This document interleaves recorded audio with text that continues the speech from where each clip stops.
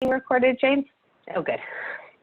This meeting is now being recorded, and there's also closed captioning available, and you can find that by going up to the menu bar in your Zoom Zoom box and go to the three little dots that say more, and then just hover over that in the little drop-down menu that happens there. You can view full transcript, and that's where you can see the transcription of the meeting.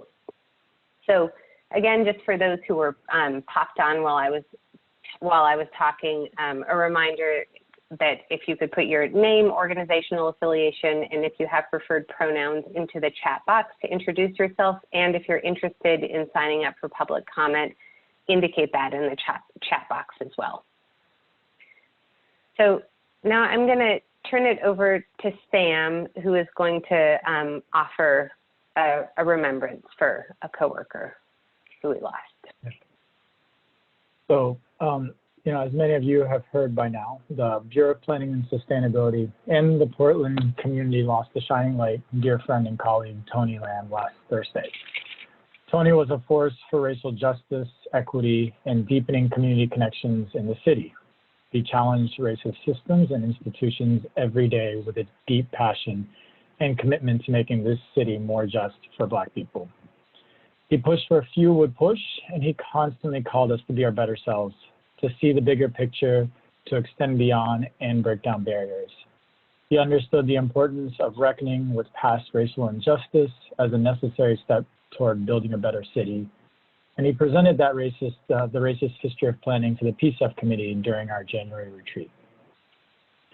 I love knowing that he was there to conspire on how we make the city more just, to joke and laugh with us, and to talk about another beautiful hike he would set out for the weekend. Tony was an unofficial PCEF teammate, and he had the highest hopes for what our program could do. He leaves behind many people who loved him and who are dedicated to carrying out his work and vision. I have no doubt we will see his legacy shine through in PCEF in the months and years to come. Tony took his own life at the age of 35 on July 30, the day of John Lewis's funeral.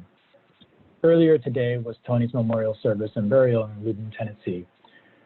As colleagues have noted in his passing, Tony made good trouble and loved it when others did as well. James will read a quote from John Lewis written a couple years ago. Do not get lost in a sea of despair. Be hopeful, be optimistic. Our struggle is not the struggle of a day, a week, a month, or a year. It is a struggle of a lifetime. Never, ever be afraid to make some noise and get in good trouble, necessary trouble. And so for Tony, we will now hold 35 seconds of silence to remember him and his 35 years.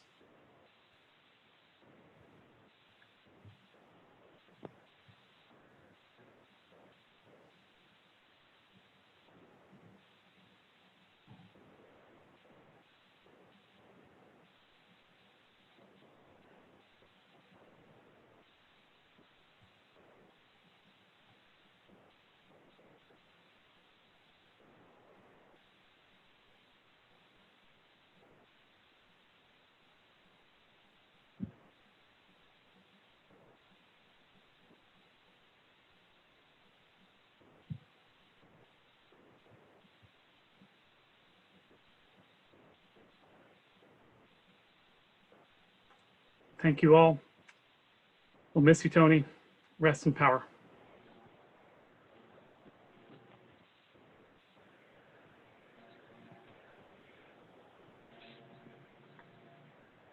Thank you, James and Sam. We're going to start with committee member introductions, sorry, and then move to staff, and then members of the public. Andrea? Andrea Hamburg, she, her committee member, and thank you so much. I really appreciate that moment for Tony. Jeffrey? Jeffrey Moreland, committee member, he, him. Rest in power, Tony. Michael? Michael Edenhill, he, him, committee member, rest in power, Tony. Robin?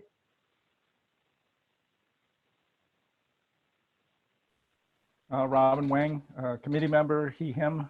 I had the opportunity to work with Tony on a couple of occasions, and I'm really deeply saddened about this news. I just found out about this earlier this morning, so my thoughts and prayers to his family.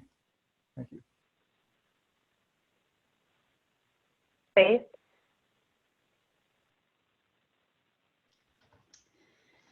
Faith Graham, she, her, committee member, and may we all carry a bit of the light that Tony carried. Francis?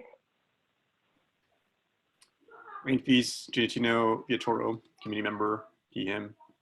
Rest in power, Tony. Megan? Megan Harsh, she, her, committee member, and rough time to make us do introductions while we're all crying, but thanks for the tribute. Maria? Maria Sippin, she, they, committee member. I'm gonna stop and smell the roses, admire more sunsets, and play a little more Nipsey Hussle for you, Tony. We got this. Shanice? Shanice Clark, she, they, committee member, I'm keeping Tony in my thoughts. Rest easy. Okay, we'll move to staff. James? James Valdez, he, him, PCEF staff. And yeah, rest in power, brother. Janet? Janet Hammer, she, her, PCEF staff. I saw a number of you at Tony's vigil, and I know that his light and his energy and his commitment will continue forward in this work.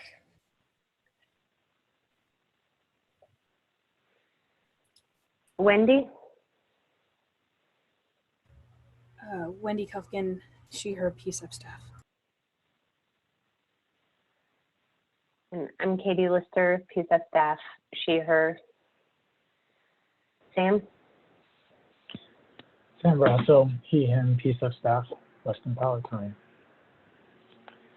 I'm going to go ahead and move on to introductions of folks in our chat box. Anissa Pemberton, they, them, PCEF Coalition. Angela Parvidelli, she, her, Bureau of Planning and Sustainability staff. Lynn Lindgren-Shooter, Housing Development Center, she, her. Linda Woodley, Energizing Diversity and Prisma Point. Jenny Hall, she, her, Energy Trust of Oregon. Scott Sander, he, him, Exceed Enterprises. Maggie Johnson, she, her, Director of Housing Development and Management for Cascadia Behavioral Healthcare. David Birchfield, he, CEM, President of Birch Energy Services. Emily Davis, Kelly Nonprofit Consulting, she, her.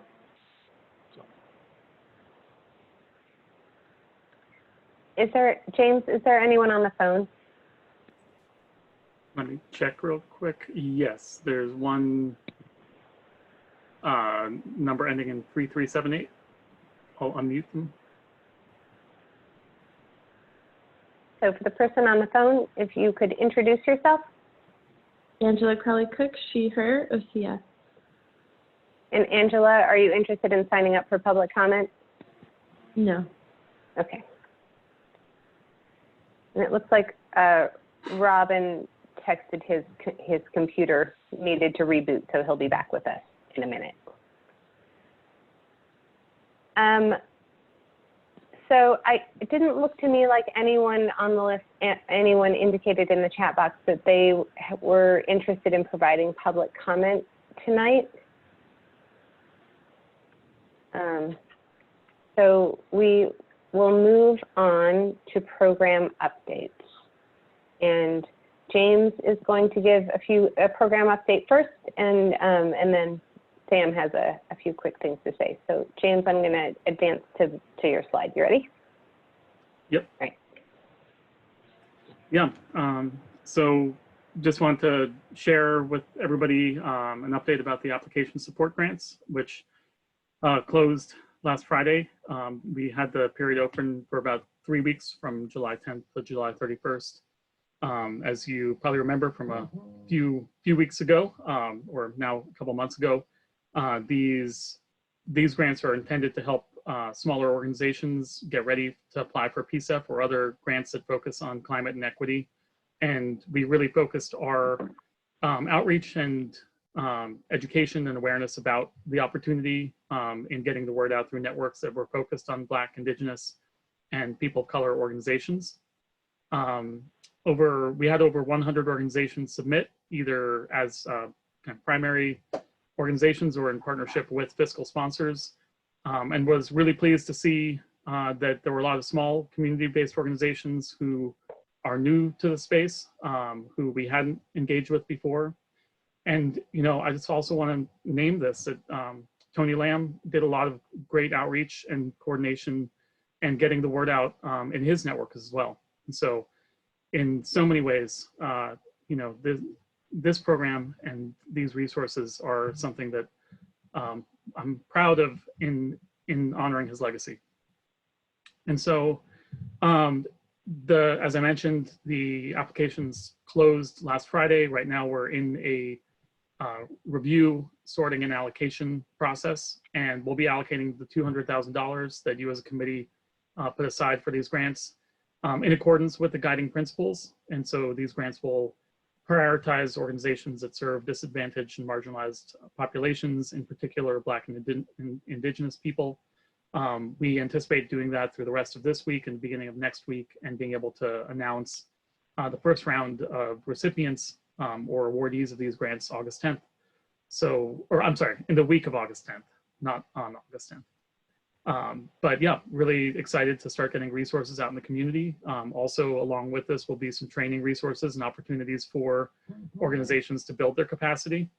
And so, yeah, this is a really important and valuable part of the work that's going to be moving forward to get organizations and people ready for PCEF.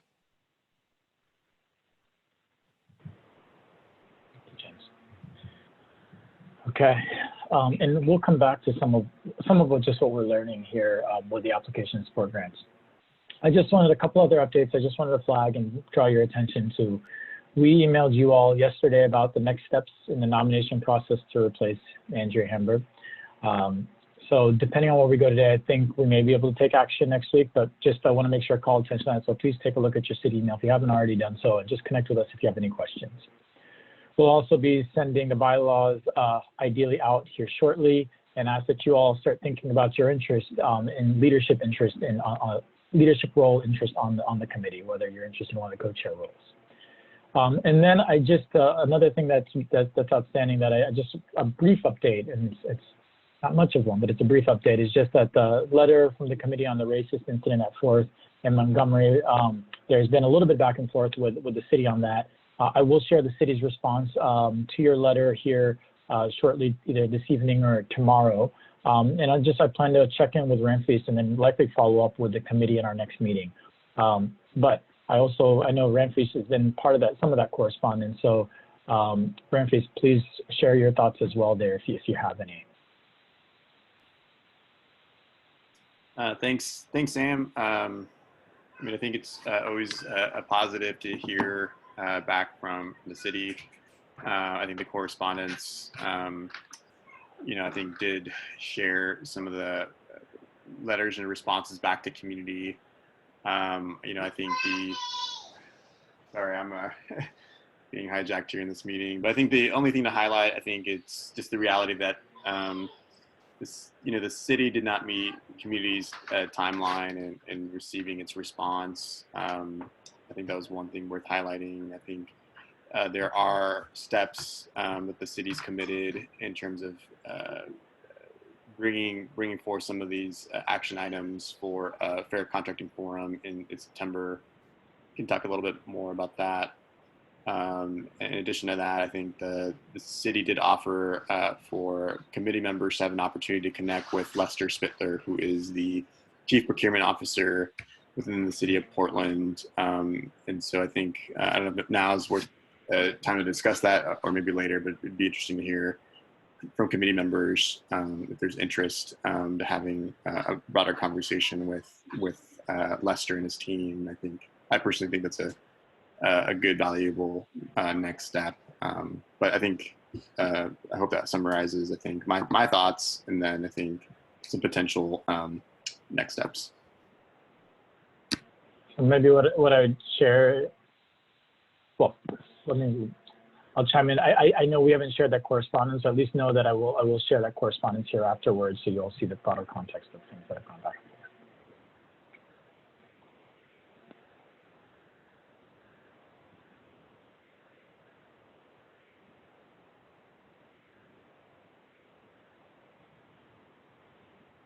forth. Megan? Yeah, thanks for kind of tracking that and communicating back on it. And I think it sounds like a good opportunity to have that conversation. So we'd probably want to think a little bit about what the goals would be, but I think it's a good idea.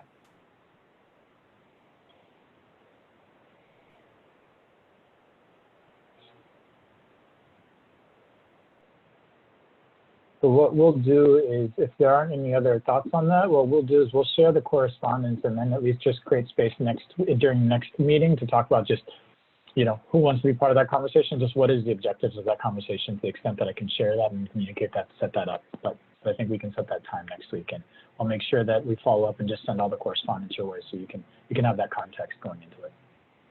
That works.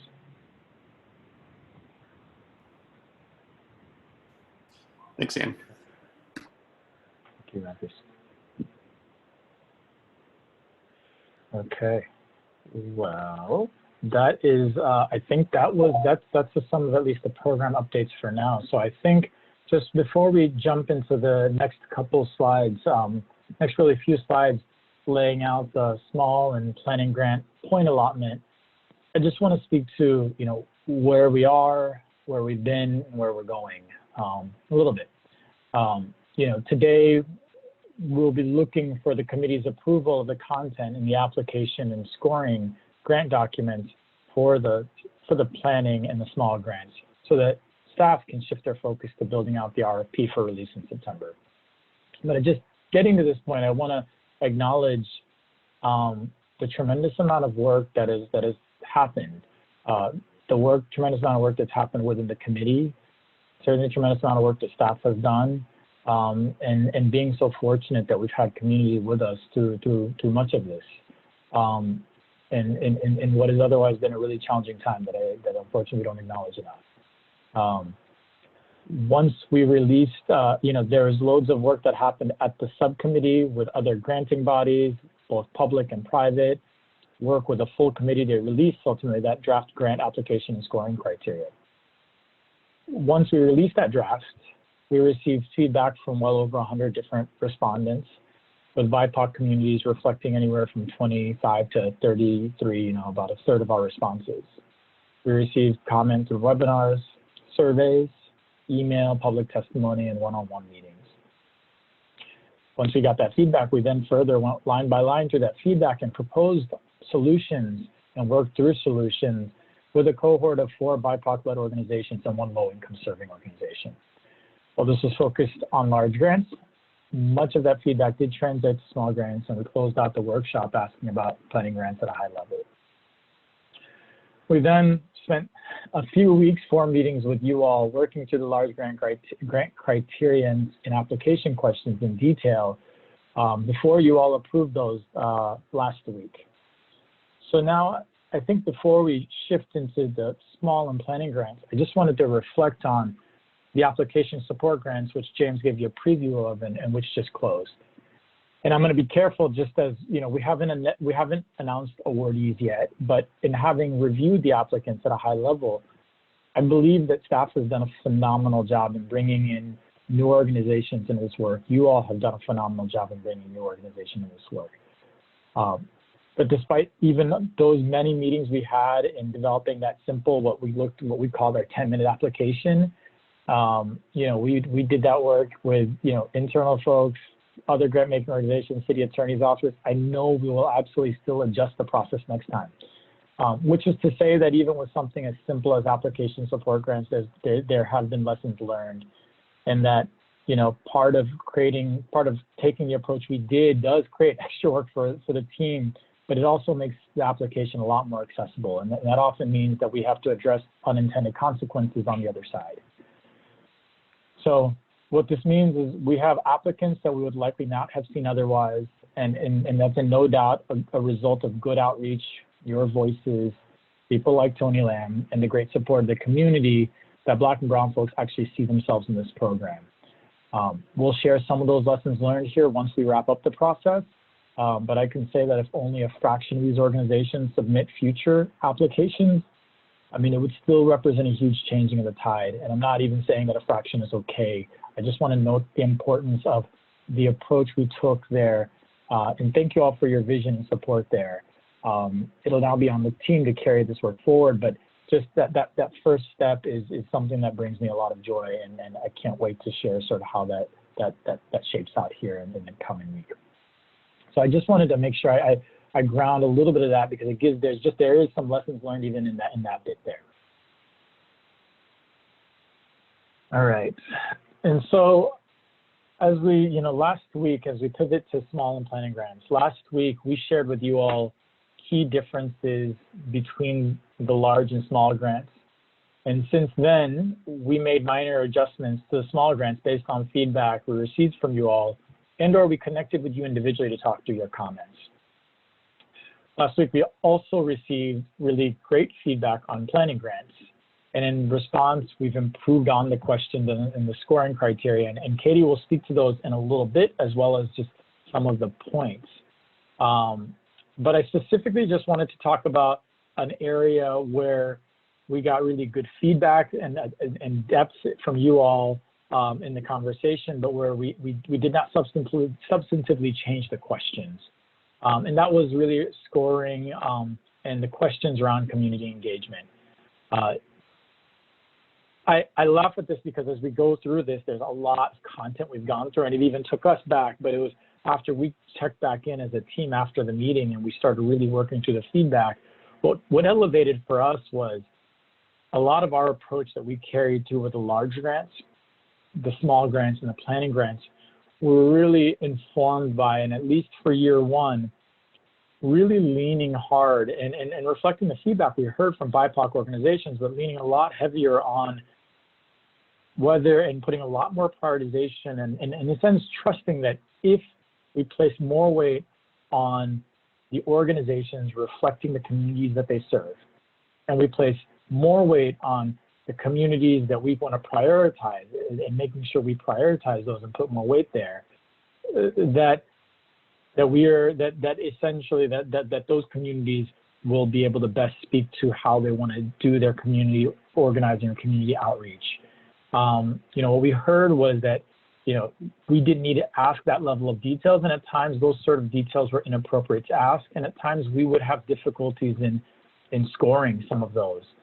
And I know that there's the two sides to that I certainly am looking forward to that discussion as we sort of after we review the points, the two sides and the tension in between what it means to place more weight and trust in communities reflecting and prioritizing communities reflecting the organizations reflecting the communities they serve, but also recognizing that folks will come in that don't reflect those communities.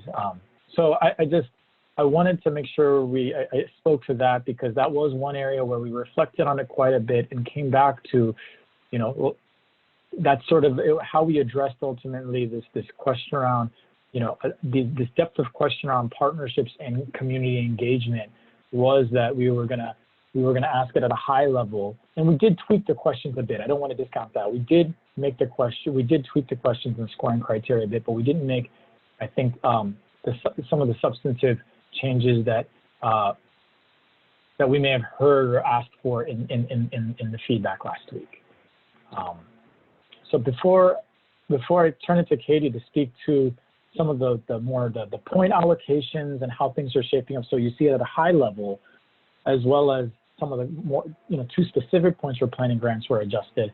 I want to create a little space for the committee to reflect on the comments I just made.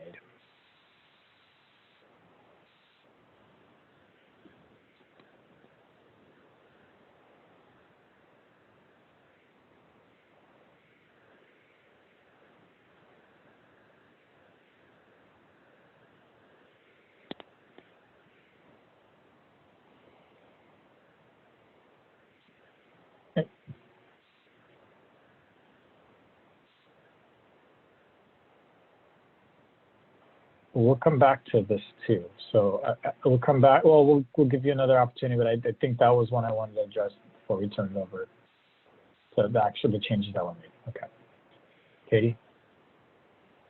Okay, Turn and to you to speak to. Yeah, and I'm not going to go through kind of the minutia of the language changes and things like that. We did that we incorporated based on your feedback.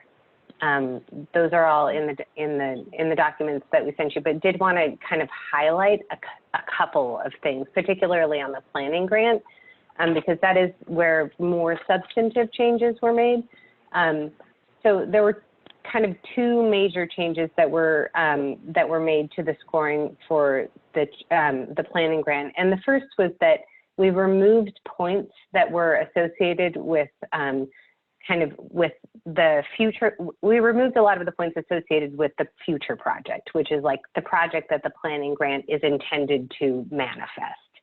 And we did that for a couple of reasons.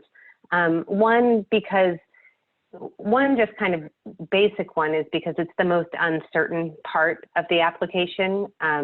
It's the least defined. And the other kind of more important reason, I think, is that giving points for the future project, and kind of especially on a scale where we're asking for more detail about the future project, really favored organizations that had the resources to spend time ahead of submitting an application for a planning grant to define some of that stuff. And we got a lot of input from members of the community, from small organizations, and from culturally specific organizations, indicating that they had not historically been resourced in a way that they had a lot of general funds that could be used to even just spend time thinking about what a project might look like, that their staff were kind of stretched in that way. And so we didn't want to create a point structure that that kind of favored larger, more well-resourced organizations. And one thing that does do is it kind of reduces, for the scoring panels, which y'all will be a part of, it reduces a little bit of kind of the vision of the project that you kind of are thinking that you're going to be helping to fund the planning for. And it will rely a lot more on just kind of looking at other things. Like Sam said, we definitely leaned into making sure that we were giving heavy points for organizations that reflect the communities that they serve, and that have a strong commitment to and kind of primary purpose to serve the PCEF priority populations. So I'll just show you the kind of how the points weigh out. But I just kind of wanted to highlight that because we had a fair amount of discussion about that in the subcommittee meeting, and that is one that was removed in this grant. So this is, and there's one more change which I'll just speak to in just a second. And this slide does have a spelling error on it, which we can just ignore for the moment. But I just wanted to point out that this is sort of like the slide, like the pie charts that we showed you for the large grants. We wanted to kind of get them looking similarly, where we had close to 50% of total points in that kind of yellow and orange section, which reflect scoring criteria that give a preference for organizations that reflect the communities they serve, and then also have a priority of serving PCEF priority populations. So the project description and scope section looks pretty big, and the main reason for that is because it's the planning process. I mean, it's kind of where it's where the what is. It's what they're going to do. Robin asked the question at the last meeting about kind of how climate shows up in the planning grants, and so we did make a couple of changes kind of in response to that. In response to that comment, because you'll see there's no like environment section in the scoring criteria. So one of the things that we did do is elevated climate elevated to the eligibility section of the application, a question around if the project that you are planning for has both addresses climate impact and advances social justice. So you have to kind of like check that box to be able to move forward to the next level and within one of the funding areas. And then we also incorporated that same kind of ethos around developing a project that addresses both climate and racial and social justice into the scoring that's associated with like the opportunity or problem statement. And this is kind of how it breaks out.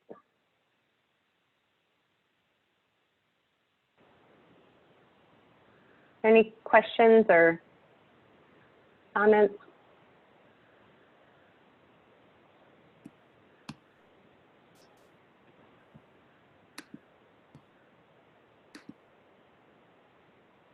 Ramses?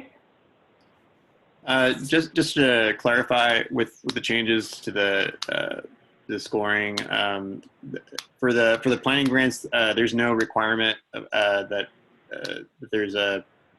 this needs to lead to a physical project. No, there is not. Sorry, I felt like I answered that in a double negative. Okay, yeah, no, thank you. That's helpful. So planning grant could be physical, it could be like a study, it could be a policy or planning for a policy. It's pretty flexible in what it's intended to serve and fund. Yep, it's as flexible as small and large grants. Sorry, go ahead, Sam. And in line with the category, the clean energy, the existing categories of funding: clean energy, workforce, green infrastructure, sustainable ag. Yeah. Faith?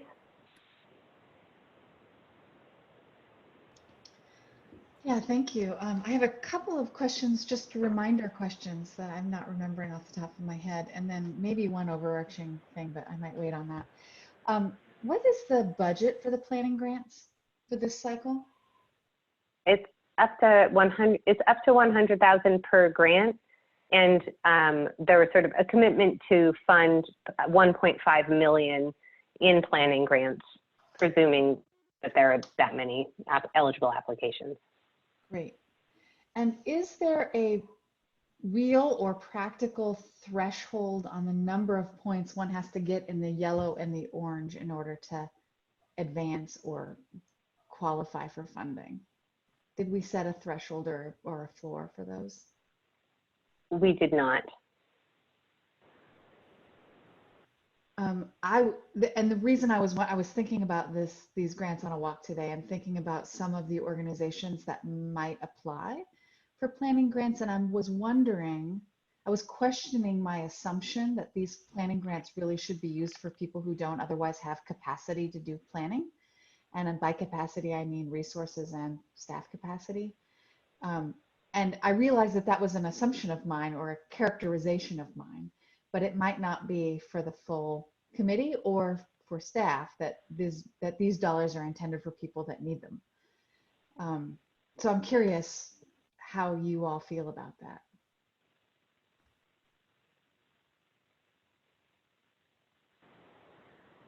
Robin, do you mind holding your question for just a minute so that we can get some feedback on Faith's question?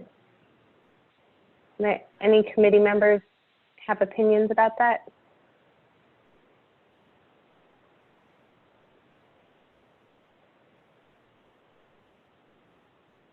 Megan? don't know if I have an opinion exactly.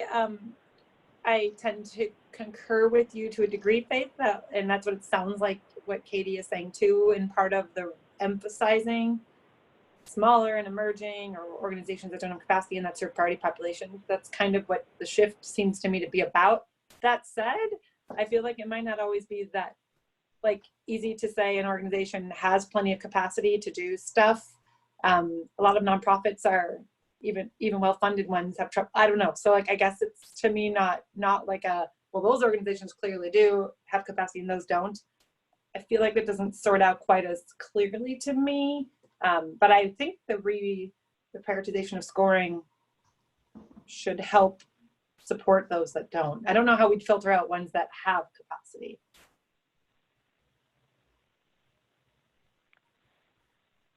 I just want to add that I think that this, I agree, Megan, that I think that this reallocation of points does that in some way. But yeah, so I'm just curious how others feel about it. Jeffrey?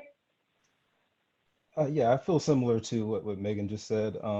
I believe, but you have to, for prioritizing it, I don't think you can put a cap on it, because I think that's where what Sam kind of spoke to, where you're kind of getting some pushback with, with other organizations.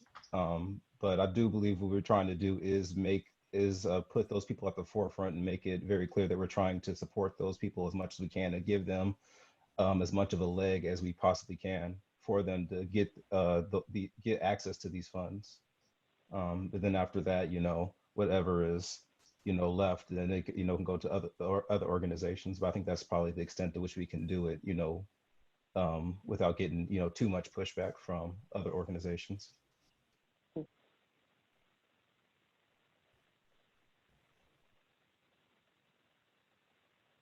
Michael?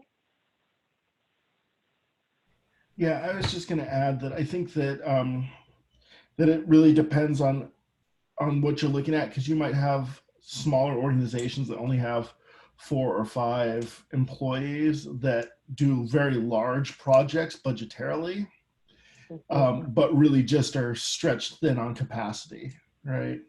And they could really do a lot more with a planning grant. But they may look large in dollar figures, but actually be small organizations. And I'm thinking about like some of the development organizations out there, some of the CDCs.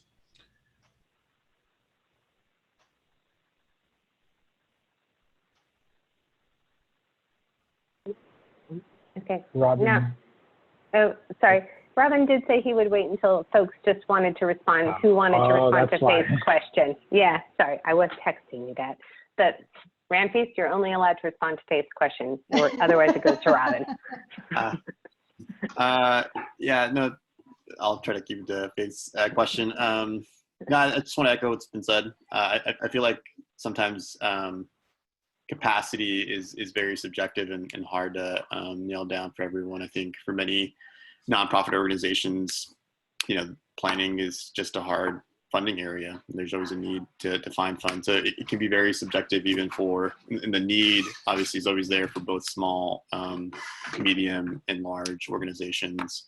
But I think how it's reshifted, it's still inclusive for all community groups. I think it's just giving an additional extra leg up for groups that maybe just have historically been not having access to grants like this. So I think I'm very supportive of the changes.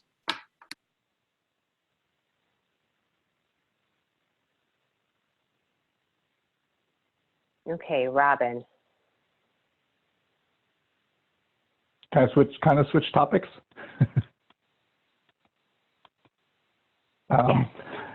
Okay, so I'm looking at the project's description and scope scoring section, and I apologize, I did not have a chance to look at this in advance of the meeting.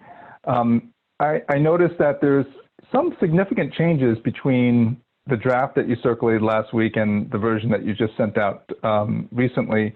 And I know you talked about some of this already, but it seems like you consolidated some criteria, you reallocated some points. Can you kind of talk about, what for the stuff that we haven't covered already, kind of what was the motivation for some of the changes that happened to the section?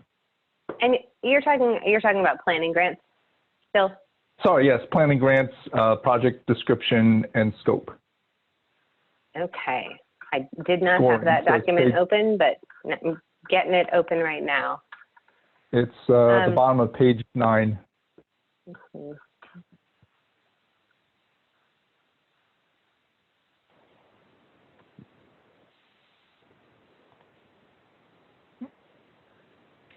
And just to bring everybody up to speed about what I'm talking about, there were previously like 4 criteria varying from 5 points to 20 points. Now there seems to be 3 criteria, all at 15 points each. Yeah, so one of the fourth criteria, the one that was removed, was the one that we talked about, or that I talked about a little bit earlier, and that was sort of what the future project was, like what the project that you're planning for is, and kind of how well that future project aligns with PCEF goals of climate and equity. There were changes in the narrative to the first criteria, which is around the opportunity statement and goal of the planning. So it says the opportunity statement and goal of planning demonstrates understanding of issues and addresses climate and social justice. And the main changes there was that we wanted to incorporate climate and social justice, both to kind of integrate some climate-related points, or just it sort of reinforced that these are climate and social justice projects, that's what folks are going to be planning for. And so we need that to be clearly articulated when they talk about the issues that they are hoping to address by spending some time doing a planning project. And then the scope of the planning process is clear, manageable, and likely to succeed. I think that the main thing that we did there was absorb the criteria that was previously separated around the timeline into the planning process. It seemed, I think that timeline is, timeline within a project description can be a really, really critical piece, particularly with construction and large construction, because it can throw budget so far out of whack, and seemed less worthy of that level of emphasis on a planning project. And then made some tweaks to the language in response to some of the feedback that we got from you all just about word choice and making sure that, certain important things were reflected, and trying to provide more guidance to folks who might be on the scoring panel. Sam, did you want to add anything to that? No, I think that captures it. Just one, go ahead. Oh, no, you go ahead. Just a follow-up question is the point allocation. Now it's evenly spread at 15, whereas before, one was at 20. I understand that you absorbed one. Just kind of curious what thought went into the reallocation of points.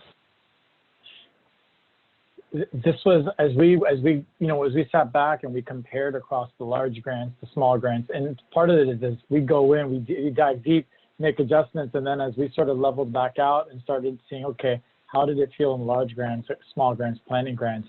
It was as we sort of did the math addition, we were like, it's really important that a planning process, folks can put in a planning grant for anything. It's really important that planning grants are focusing on priority populations. So we made sure that had a significant chunk of points there.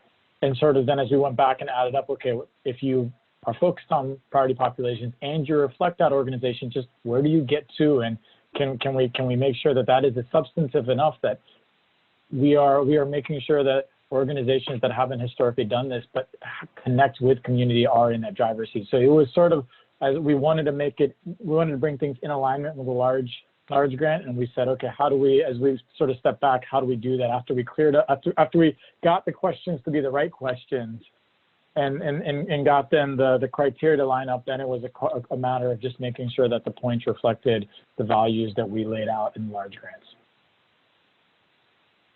And in some ways, Robin, I guess I would say that like those 3 criteria are now under project description and scope are now essentially why are you doing this? What are you going to do? And who are you doing it for? And that those felt like really substantive and kind of equally substantive. Do you have, is there something that feels off to you about that allocation?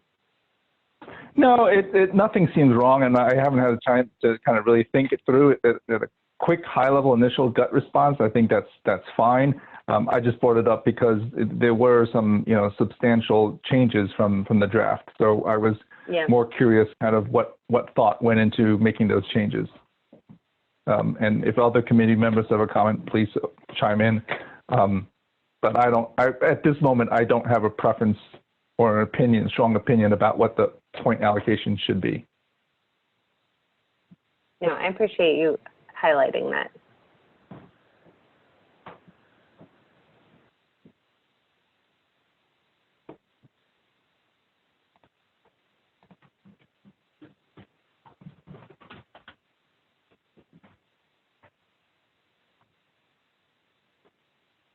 Any other thoughts on planning grants before we move on?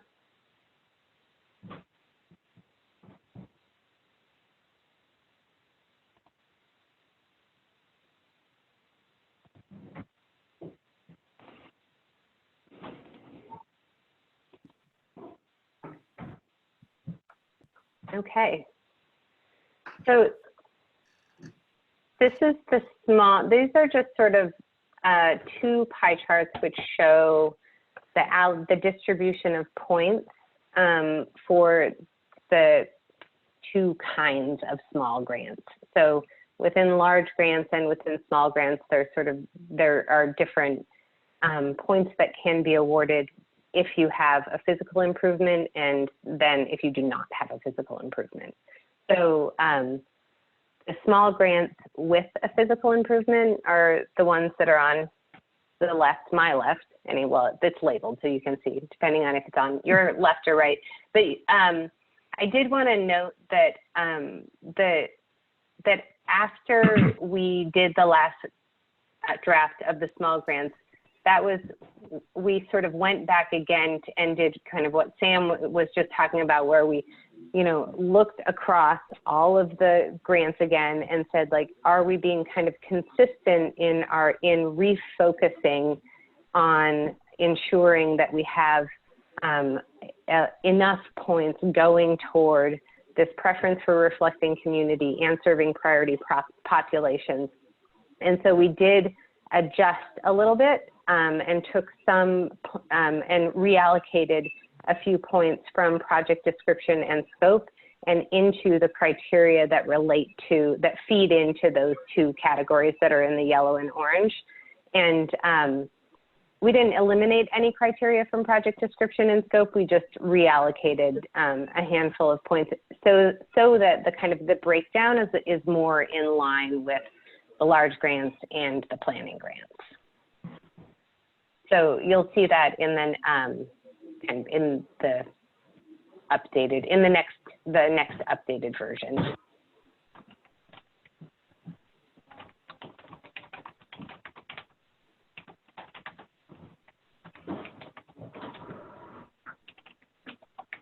Megan? Hi, yeah, again, I appreciate the pie charts. They help me sort of see that. And I think I definitely think it's a good idea to keep that consistent attention and focus. I have two questions. One is I'm trying to understand the second pie chart. I get it's out of 80 points, not out of 100, right? But I don't understand.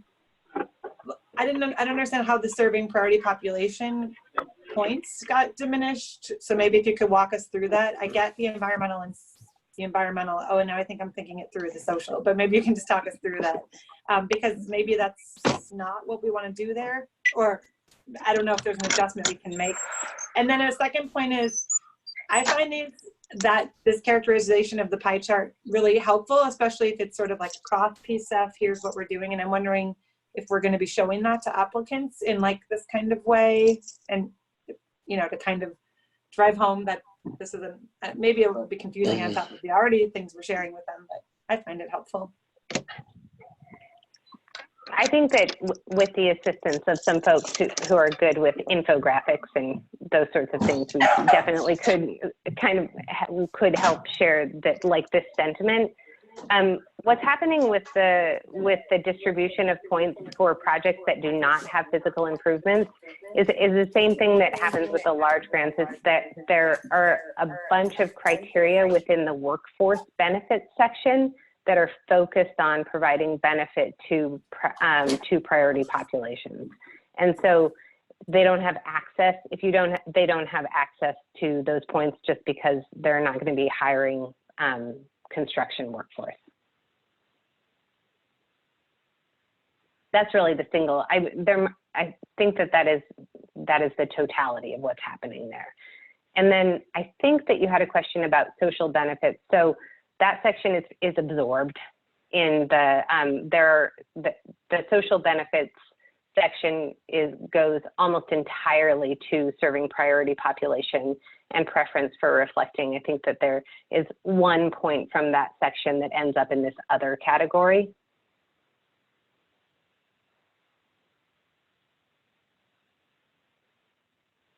I think, Katie, the only other change was that for no physical improvement, you couldn't create physical improvements for priority populations as well. So those points wouldn't have been there. That was the one other set of points. Yep, that's true. Workforce.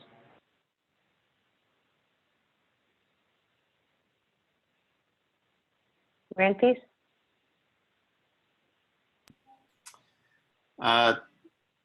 Thanks. I think this is helpful to take a step back and look the macro.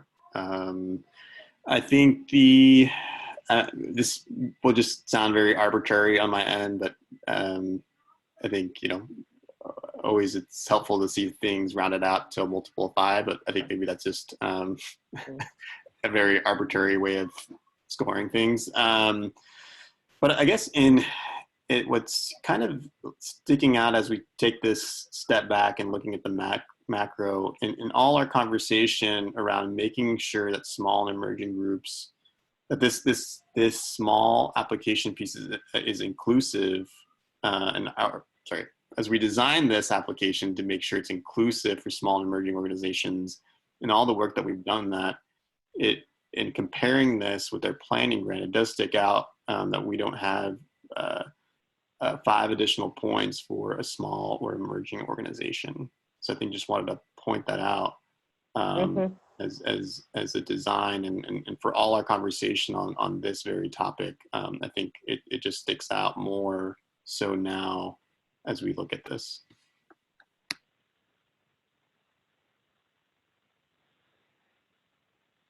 Shanice?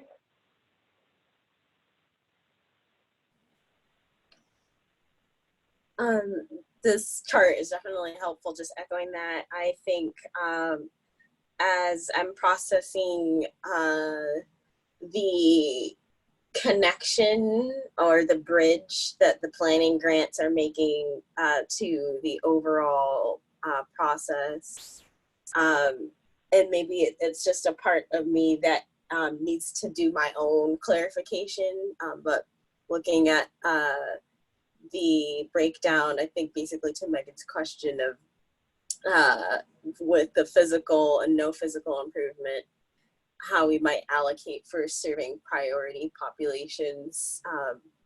I don't recall this being a conversation in the large grant criteria, so I'm curious of why we would allocate or what makes the rationale different here on the impact of what these funds do versus how we are allocating for priority populations generally.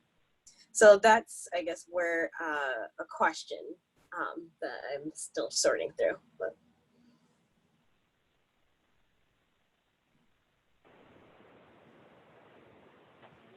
Sam, I saw you lean forward and unmute yourself. I know it's partially that I don't know if this is so different in the large grants, and it's beckoning that I'm like, do I need to go back and open the charts for that? But I was just digging in my head because I don't, Shanice, I guess there are different elements in the large grant, but I don't think there's a similar thing that happens with large grants that don't have a physical improvement as well. It's just that I think if I remember right, I'm trying to think, yeah, there is. That's right. And one thing I would just point at the chart, when you see the chart, these numbers are the points. The visuals reflect the percentages. So if you look at sort of that chart as you see it, so even though there's less points, right, on the no physical improvement, there's 13 and 17 points. Visually, you see that it's still not quite half. And I think we got to do we can run the math real quick, but it's closer to 40% or so, 45%. So visually, it's still that we wanted to show the difference in points. Yeah, visually, it's still reflecting percentage. So I just want to it isn't only 30%. It isn't 30%. It's 30 points out of, and I'll do the math real quick here to answer that question if it helps. Was that the question, Shanice?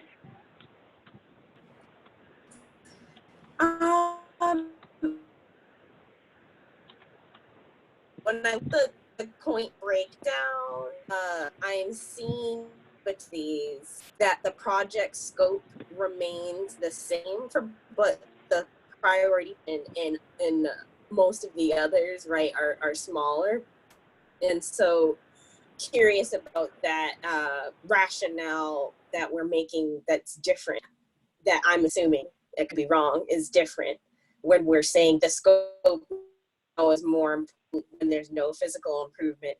And then it makes me curious about examples of what a quote unquote non-physical improvement project looks like, and just pondering. Yeah, so I think, I'm not sure if I can answer all of that, but I will give it a little bit of a try. So when the majority, we don't really know, because we don't know what's going to come in the door in terms of applications, what people are thinking about. But I presume over time, especially, that the majority of projects that PCEF will fund that don't include a physical improvement component will be in workforce development and training, just because we have that target allocation of 20 to 25%. So we should be getting those kinds of applications, and most of those wouldn't have a building something associated with them. But there are a lot of other kinds of projects that we'll certainly also see, but I imagine that a lot of them will be workforce development and training. And I see Michael's hand and Ranfis's. Michael? So I guess I'd like to continue on with Shanice's what she was saying, was just well, at least I think that with workforce development, that serving priority populations is almost more important, or equally important. I think that if I were to make this pie chart, I would drop the budget, environmental, and project description scopes by a couple points, and add 6 more points into serving priority populations, just to weight that a little heavier, because workforce development, we really do want to serve priority populations in that. And so I think that as we drop project description and budget, I don't know, however we do that, I'd like to see the weighting of serving priority populations be a little bit heavier for no physical improvement, for workforce and other sort of developmental programs. Thanks, Michael. Ranfis?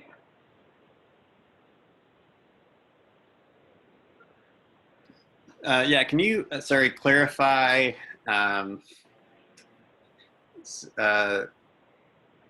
physical here? Because I guess it's not synonymous with just physical construction. So is it more encompassing than just physical construction? I just want to make sure, because it sounds like it's not synonymous, but I just want to clarify the definition here of the difference between physical improvement and physical construction. So I just wanted to clarify just on that.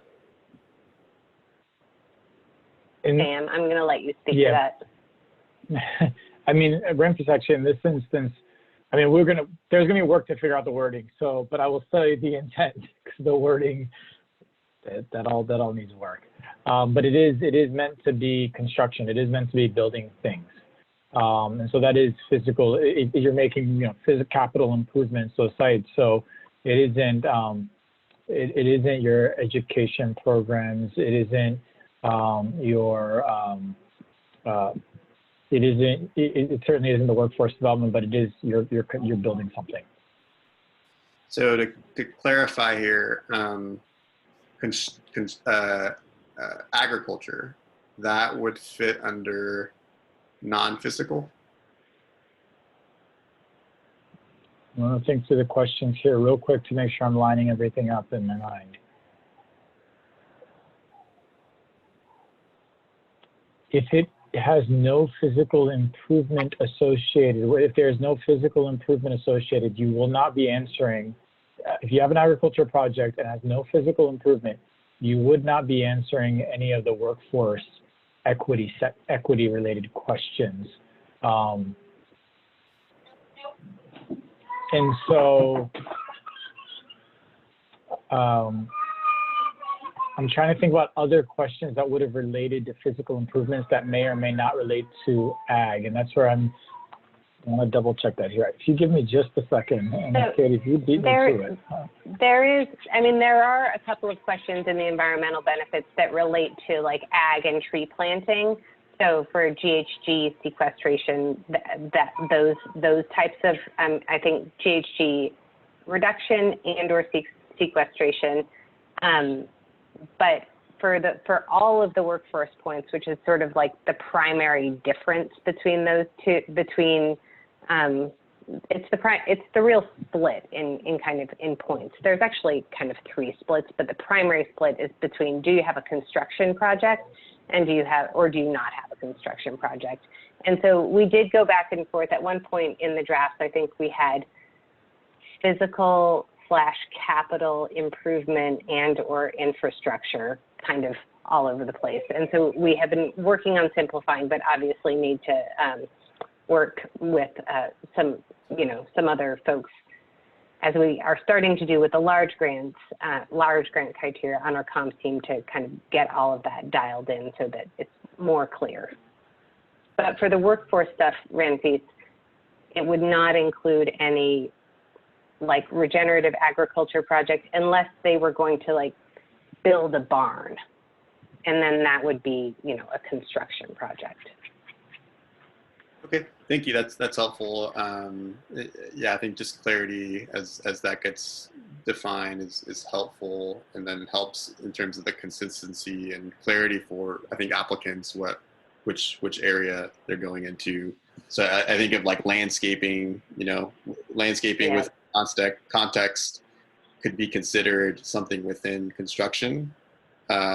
Sometimes, especially like if you're thinking about like landscaping within, like, say, a light rail project. But when it's landscaping within a different context, I think, so I just kind of highlight that because there's some gray areas. I think just clarity is just helpful. But I think the explanation that you and Sam, I think, is helpful. And it sounds like we'll get some more clarity on that soon. Yeah. And sorry, go ahead.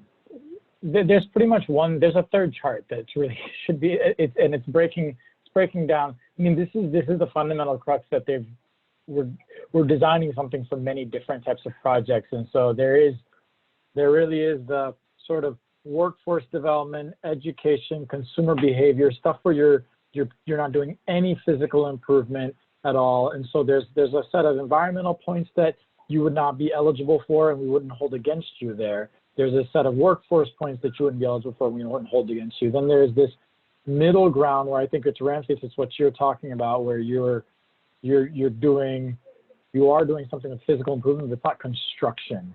And so you are eligible for additional set of environmental points, and you are eligible for an additional set of social benefit points, but not the workforce points, because we wanted to really focus that section on construction. And then there's the projects that have actual construction in them, and so that you have sort of the full suite of points available to you. So that's there's one more. There really was one more pie chart there that could have been there.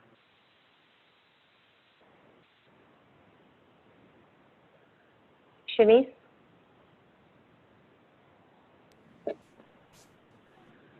It's helpful to hear this process a little bit more, and that notion of construction being associated with how we're thinking of allocations, especially for priority populations, as it relates to these both of them.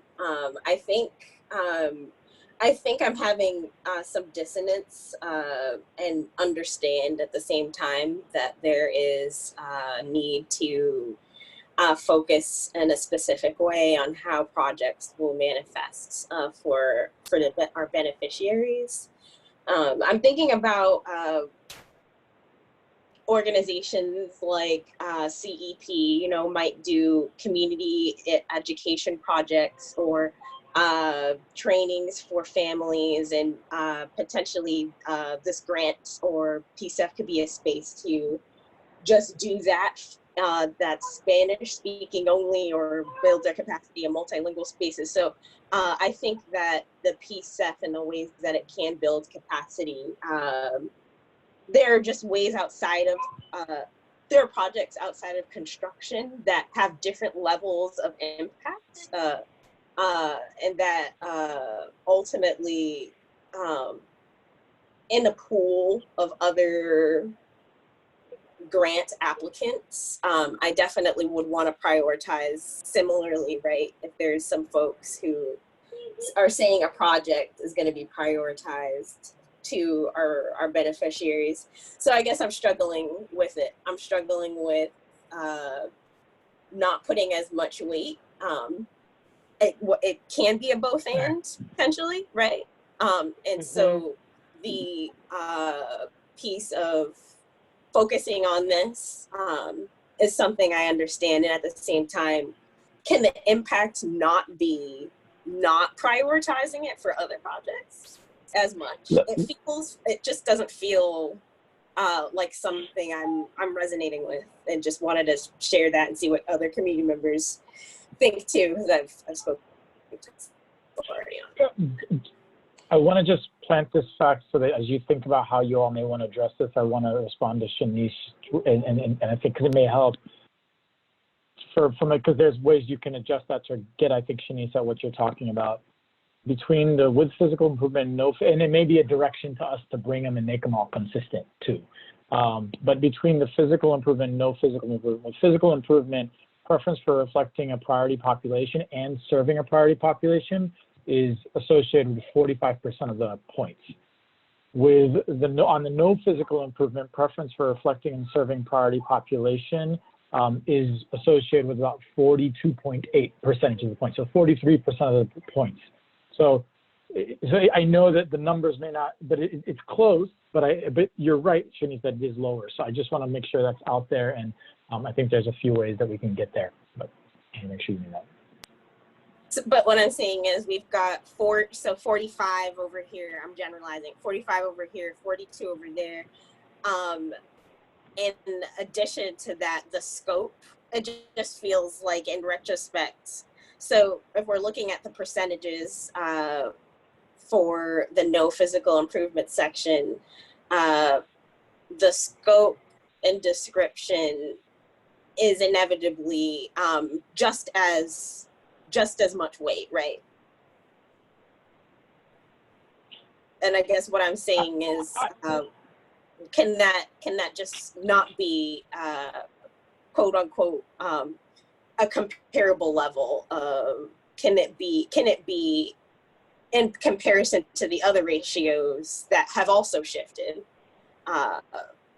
not also be 44%, because I think that brings it just means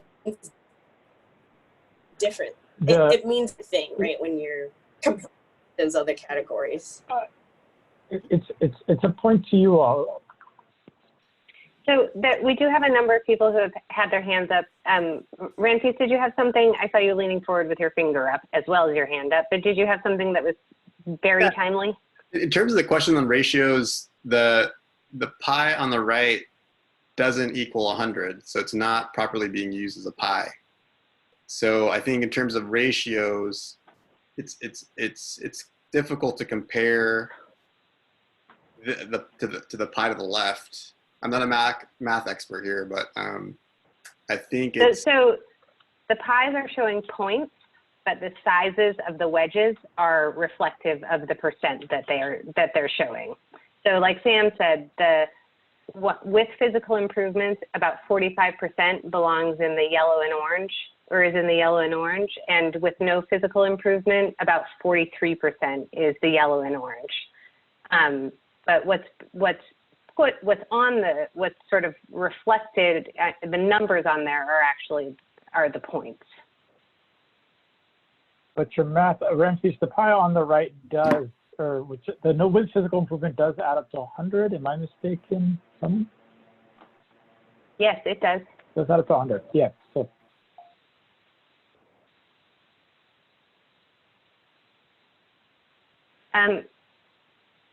So we're gonna, Michael, you had your hand up? Yeah, I was wondering where innovation grants fall under here and where possible land acquisition, which some of the ag businesses, Mudbone Grown, et cetera, talk to us about land acquisition, lease or buy. I'm wondering where those are gonna fall in. And if those kinds of projects are going to fall outside of this also, and yeah, I guess those are kind of my questions. And I'm not sure, Sam. Did you both lean forward at the same time? So I think that land acquisition would be, I mean, it will have to fall within the category of the project that people intend to do with that land, right? So if it is a land acquisition for the purpose of putting up a wind turbine, I mean, we're probably not going to see that in Portland, but if that were the case, then it would fall into the category of clean energy and with a physical improvement.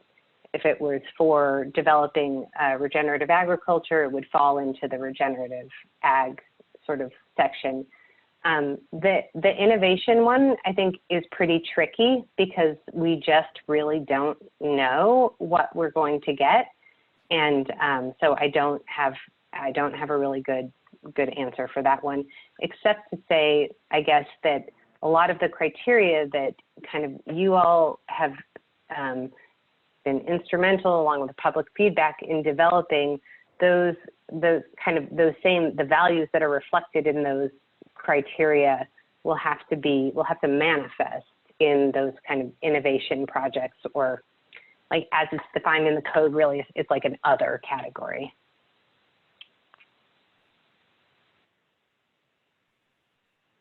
That felt like not a super satisfying answer, but I think that is where we're at right now. Andrea?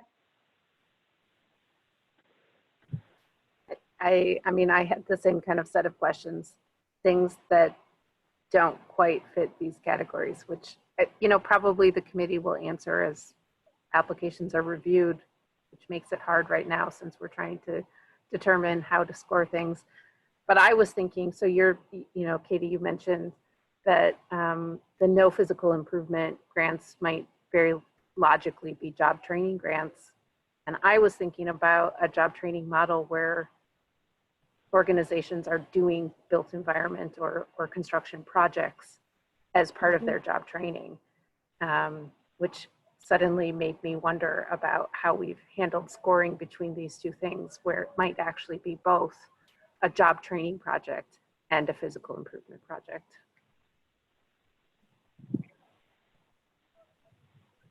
Sam, did you want to answer that? Yeah, I mean, I think, you know, in the realm of, for instance, there's going to be things that are going to push this.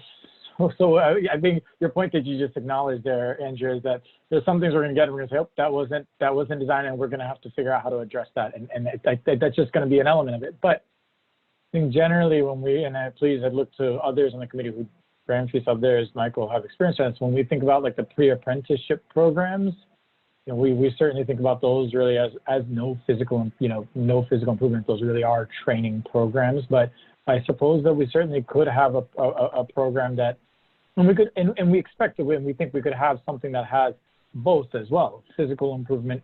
And I think that we would be able to score, because this was one of those things that went in our minds, that we think when we designed this, that we were thinking about projects that you could touch on both, and so we should be able to score both. Where it gets addressed is a lot of it is in the project scope.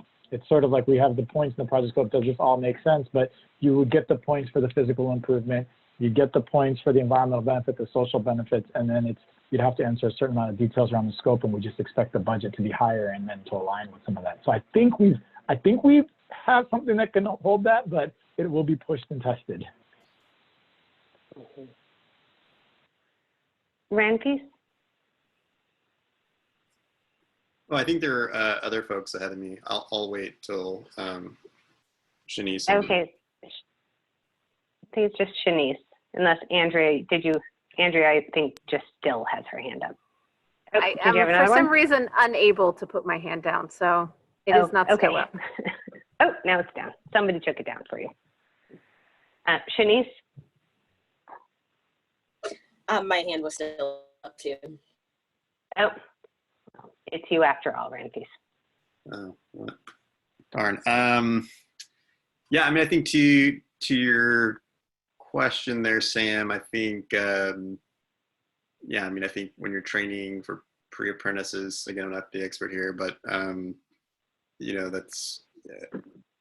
they won't be working, but I think the goal is you want them to work. And I think that's maybe the role of other, the other grants. I mean, I think you always want, and I think there's been a conversation within our committee, but how these things interconnect, and the interconnection of all these grants are really important, because they're not as super siloed. I think we want pre-apprentices trained, and then we want them to be hired. And I think the hiring is a challenge.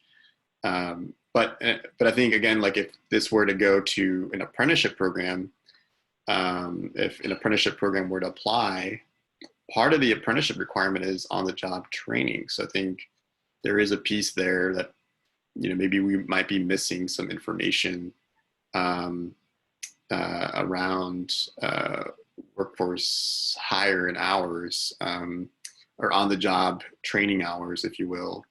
But yeah, I mean, I'm digressing on that. I don't know if that's helpful. There is, I think, so I'm still kind of caught up on the pie chart on the left on the non-physical. So it's meant to add up to 70? Yes. And then just to clarify, so if it adds up to 70, I don't know if I recall this correctly, but the idea was that it would be adjusted so it was out of a score out of 100. Yeah, it all gets normalized to a 100-point scale. So in that normalized to 100-point scale, how would the pie chart on the left look different? It would look the same. The distribution of points is the same. It just is essentially normalized so that we can have one ranked list, and so that projects with physical improvements don't always, aren't always ranked the highest, just because there are more criteria by which we're scoring them. So it won't. It won't change the shape. It won't change the shape of the wedge. Okay, so if we move this to 100 points from 13%, so preference for reflection at 13%. Sorry, 13 points right now out of 70. Just to take this example, those 13 points will look different when it moves to 100. But the they're more like 18.5. Okay. I think I'm just going to interrupt. These pie charts are a normalized scale, right? If you were to not look at the numbers in it, if you were not to look at the number on each one, the actual pie chart itself is a normalized scale. Yeah, sorry, I'm just trying to catch up on math. I always thought that pie charts were supposed to equal to 100. So that's my assumption around pie charts equaling 100. So the whole circle is 100. So right. Yeah, the points don't need to add up to 100. The whole circle, the area in the whole circle for both circles are the same. We're all doing math in public. It's dangerous.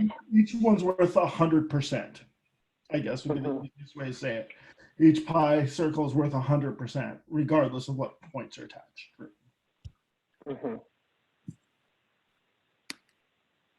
So we'll get an update on what the points will look like for each of these sections.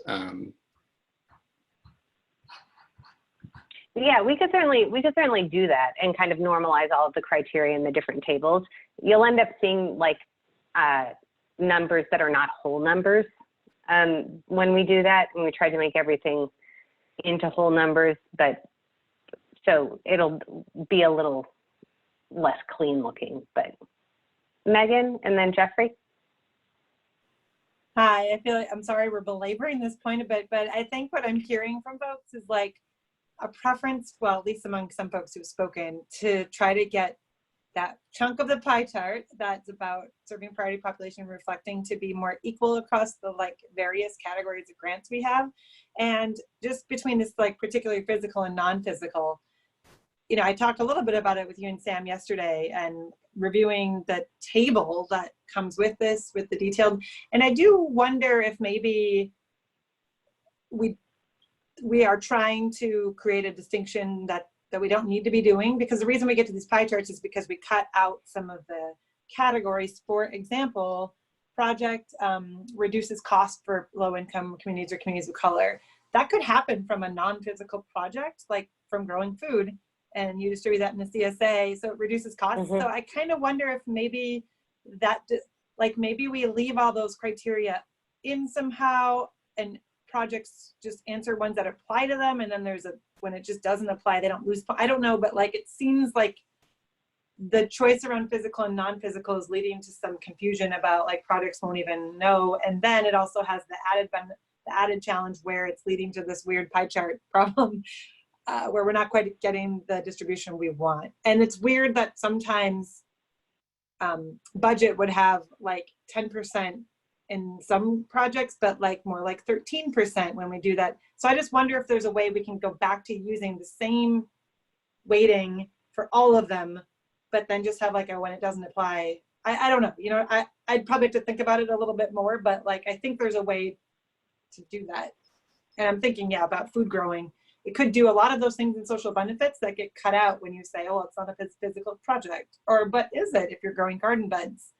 That kind of is a physical project. So I'm a little flustered on all that.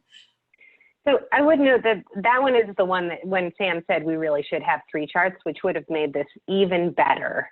That regenerative ag would be one that would fit in there, right? Because we did recognize that, you know, food was one of the examples that we gave for potentially lowering costs. So some of those do apply.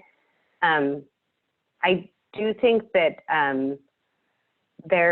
we do need to be careful that we don't just only score people on exactly what applies to their project, because then the committee isn't making any sort of statement about the things that they want to see in their projects and valuing those that have the things that they want to see in the projects. So it's a tricky balance, obviously, with this applying to so many different kinds of projects. Yeah, I kind of wonder though if we could just leave like social, well, in here it's called social benefits 20 points. It's a different different categories than we're using here. And I get it, there's like 2 kinds of categories and you've recategorized it here so that we could see. But I just wonder if you could leave those overall percentages the same, even though there might be less things that add up to that total. I mean, we did, this was a point of debate. I mean, so I think there will be, and maybe I'll just, I don't need to say too much on this, but this was a point of debate where, you know, we went from projects with over, you know, this was a similar thing when we had projects over on the large grants, when we had projects over $500,000 at a single site versus below $500,000.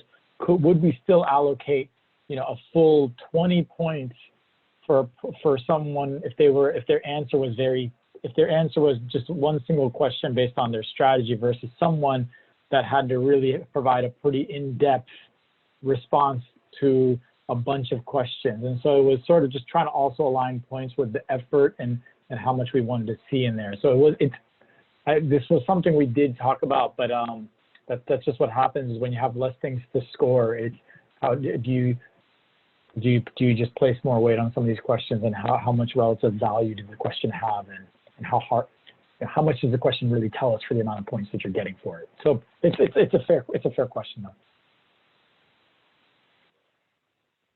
Shanice, and then Jeffrey, I did see that your hand was up, but now it is down. I wondered, did you have a comment? Megan pretty much said what I was going to say. So I'll just for the sake of moving the conversation forward, I'll defer. Thought you had the solution, Jeffrey. Next time. Shanice? Yeah, I think I'm aligning with Megan on this piece of this table on the right. I'm not feeling like there's a strong reason to navigate allocating points differently. I think that there's some pretty strong there's a pretty strong space that PCEF can hold, and the lens that we bring to funding these projects, whether or not they require a different level of work teams. I think those are not necessarily. I'm struggling with prioritizing that, and I think we should take it off. And so just to make sure that I'm understanding, Shanice, what you're suggesting is you're talking about just holding the size of the distribution constant regardless of the number of criteria that apply to a specific project. The serving priority population criteria, I'm wanting us to apply to every project, and so I think the answer would be yes.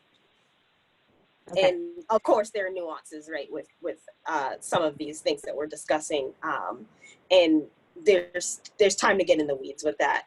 But I think the core criteria that I'm looking at: environmental benefits, scope, budget, and priority population. Those kinds of overarching umbrellas. I would want those to be. I wouldn't want to stray from where we want to go. I'd love to hear from the rest. I think this would be one to hear from the rest of the committee. I mean, I think the point of, to bring some resolution to it. The project description and scope is 15 points on both of these, which means with a project with physical improvement, it's 15%, and with a project with no physical improvement, it is closer to 21%. So you see the difference there. And I think our rationale, I just want to share, our certain rationale was that if you don't have a physical improvement, you don't have as many environmental benefits to sort of speak to that. The way you speak to what you're actually doing in the project description and scope is more important for us to understand. And so we want to place more weight there. I mean, I guess there was an implicit understanding of that, but I want to make sure I want to share sort of how we navigated and how we rationalized a little bit of that. and I'd love to hear from the whole committee. And I can state what I sort of just shared a little bit again, if it helps.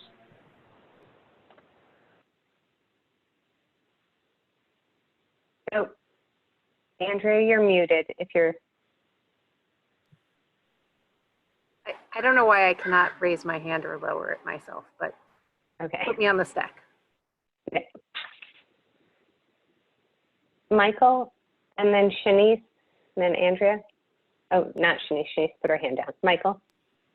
Okay, so I am going to look at this really quick. Hang on. So I agree that environmental benefits are harder with no physical improvement. We have a third sort of thing that's going to cover kind of agriculture, from what I understand, a slightly different pie chart, which I'm assuming is going to have higher environmental benefits, higher weight to environmental benefits.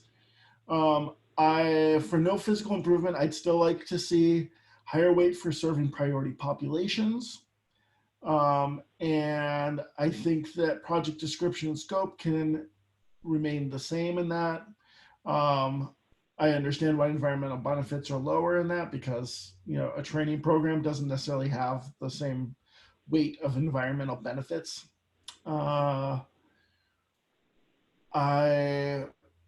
Project description and scope, I think that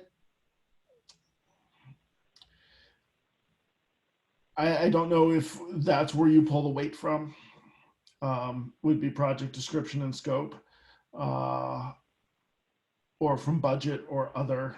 I don't know where, but I would like to see more weight on the serving priority populations. And with the understanding that no physical improvement does not include a lot of the ag section. Right, or like tree planting. Jeffrey? So we've been discussing, there's a lot of interconnectedness between the physical and non-physical. I think that's what we've seen the consistency with all the discussions. The only difference between the physical and non-physical, from what I'm hearing, is that as far as the percentage goes, if you look at the orange and the yellow, it's 45% of the total, and on the non-physical, it's 42%. So we're only off by 3% if we're looking at it between community benefits and then the rest of the project. If I'm just to simplify it, if I'm not too far off base.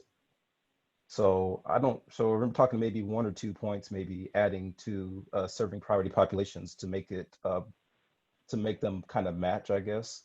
It seems like we put more weight in the preferencing for reflecting in the non-physical one than we did in the physical, if you just look at the pie chart itself. But as far as the community versus the project itself, I only see a 3% difference. If I'm looking at this correct, am I interpreting this correctly? You are. Okay, so with that being said, I don't see why taking a couple of points off of the project description and scope would be a big deal, and turning it to the serving priority populations to make them both kind of match as far as the community versus the project itself. Or I'm not really sure, is the other supposed to represent whatever kind of project it is? Like you have 10, no, you have 10 points for other and then 5? Other it's a kind of a smattering of different stuff. So the financial management is in other. There is 1 point that is available for folks who have more than 6 employees and provide health benefits to their employees. It's from several different sections. Okay. So, yeah, between other and project description and scope, unless everybody feels like those aren't the right ones to take it from, I don't see why we wouldn't just take maybe 1 or 2 points to even it out. Sam, it seemed like you were wanting to say something. I'm not going to say anything. No, You're not going to say it? Conversation. Okay. Ranfis? If I understood correctly, if it's just, I'm just trying to make sure I understand, Jeffrey, your proposal. It sounds like you're asking to reshift some of the weight from preference for reflecting to serving priority populations and then shifting some of the project and scope to serving to sort of create a comparable pie chart on both sides. Did I hear that correctly? Sorry if I didn't hear that fully. Pretty much, yeah.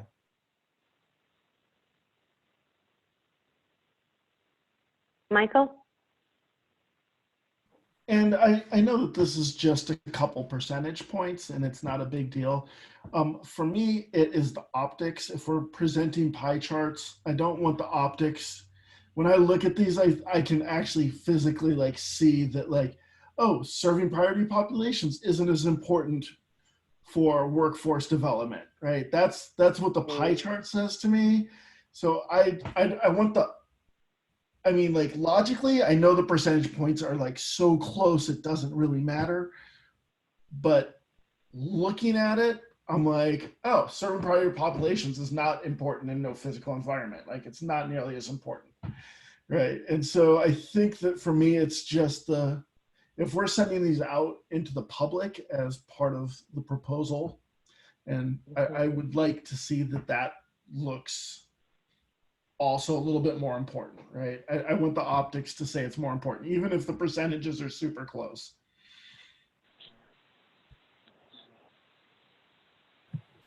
So I want to, oh, good. I was trying to check. I didn't know if Jeffrey had a hand up. I think what I'm wondering is if we can, so what we could do is we can carry through and make adjustments so that the percentage, the preference for reflecting and serving priority populations are really, from a percentage basis, equal in both the physical improvement and the no physical improvement. Doing math in public is hard, but I think we can do that. So I'd rather not subject us fully to. So what I think we can bring that over and share that back. If that's the crux of it, because what that will do is, I think what we'd be able to do is make those changes, send those off so that we can start working on them and bring them back to you all next week just to share this is how that looks and confirm that.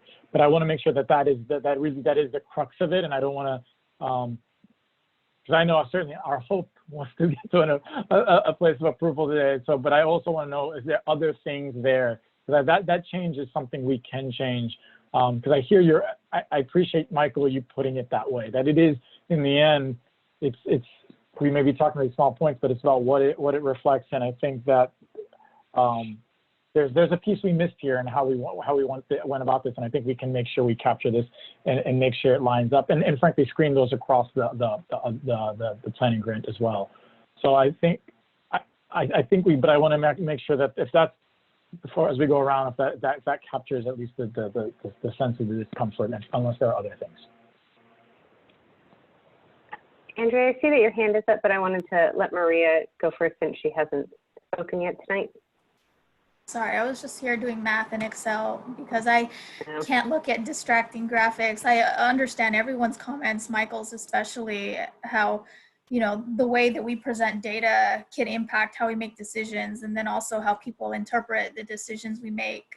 So the graphics are faulty. I think it would be helpful for me to start with, let's say, looking at one of them only with physical improvement and comparing the different elements and domains and their percentages with respect to the other percentages in the pie before like seeing the pie right next to it and then like doing the whole comparison. But I think some of the areas that matter a lot to me are the serving priority population, slices of the pie, looking at environmental benefits with respect to that as well, and just thinking about how they're all represented in the scoring in a percentage manner, not necessarily points. I think we need to compare pies of different scales and ratios, and it's hard for, like, it's kind of unfair that you threw this at us like this, because I know we want to make thoughtful decisions, and this really threw a wrench in the way we process stuff in public. So good thing to note for the future, but I think that's why I've been just letting it all sink in and doing my own math. So almost tried to share this new calculation with folks, but that's just not helpful right now. Thanks, Maria. Andrea? Thanks folks. I really appreciate, Michael, you pointing out that the couple of percentage points matters here. And I know we've spent a lot of time talking about how much of the pie the project description and scope takes up. And I kind of want to actually shift this to how much the budget takes up. We've talked a lot about wanting to be accessible to organizations that have lower capacity, less match, et cetera. And these are the small grants. And when we talk about a no physical improvement grant and the budget takes up this much of a percentage, that raises a couple of flags for me. And for me, the project description taking up a bigger percentage of the no physical improvement grants isn't an issue, because when you look at how the points are awarded for projects with physical improvements, there are places where we learn a lot more about the project. So there's kind of actually other points that are awarded that are project description points for that physical improvement. But the budget weighs less heavily in that than it does in the no physical improvement. So I'd like to see us move a little bit of the weight of that to the serving priority population in some way. That feels like the place where we should be de-emphasizing that and emphasizing the target population.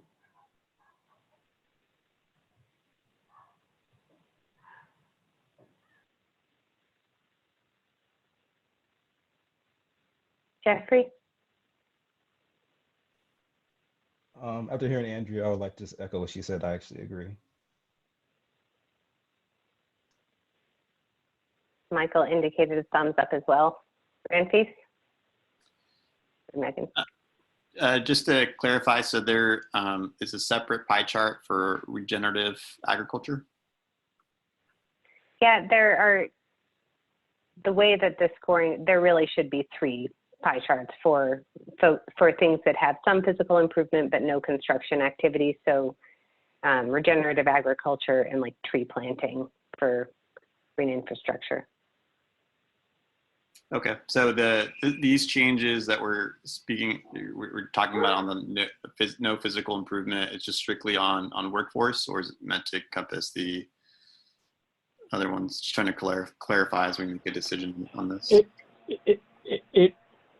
It will slightly play out. It will slightly play out also on the regenerative agriculture, or green infrastructure that has no construction. Only because you'll get back your environmental benefit points. You'll be closer to 20 points on environmental benefits, but you will not have a lot of the.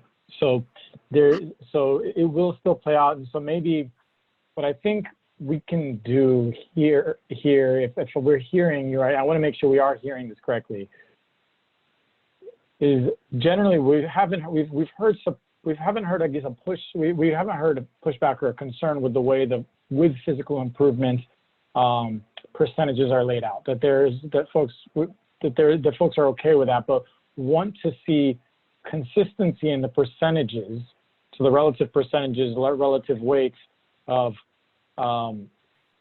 consistent with what's in the with physical improvement across the, and we want to make sure that on no physical improvement as well as on no physical improvement, but with a sustainable ag project, that the budget is still the same size of the wedge. So it's not that the budget is 10 points, but that it's the same size of the wedge. We don't want the wedge to get bigger. So that if the wedges on the with physical improvement look correct, we can come back and I think make adjustments to the no physical improvement and then the projects with sustainable ag. The difference, maybe that the only difference is that we would still we'd ask that, are you okay with sacrificing the environmental wedge and increasing the project scope? That may be the one place where we would ask for a difference, is that it felt for no physical improvements, particularly not the sustainable ag projects, but no physical improvements, that there's not so much you can ask on the environmental points. So can we reallocate those environmental points to the project description and scope? And I'm trying to think through whether that, and we, let me stop talking there. You know, that's helpful. I think, look forward to that. I think I've been in strong agreement what's been said thus far within the lens of workforce. And I think as we think about like the adjustments, you know, I'm just trying to step into the shoes of like someone applying from the regenerative agriculture. It does create a different context answering some of these questions around preference for reflecting versus, you know, preference for serving priority populations where, you know,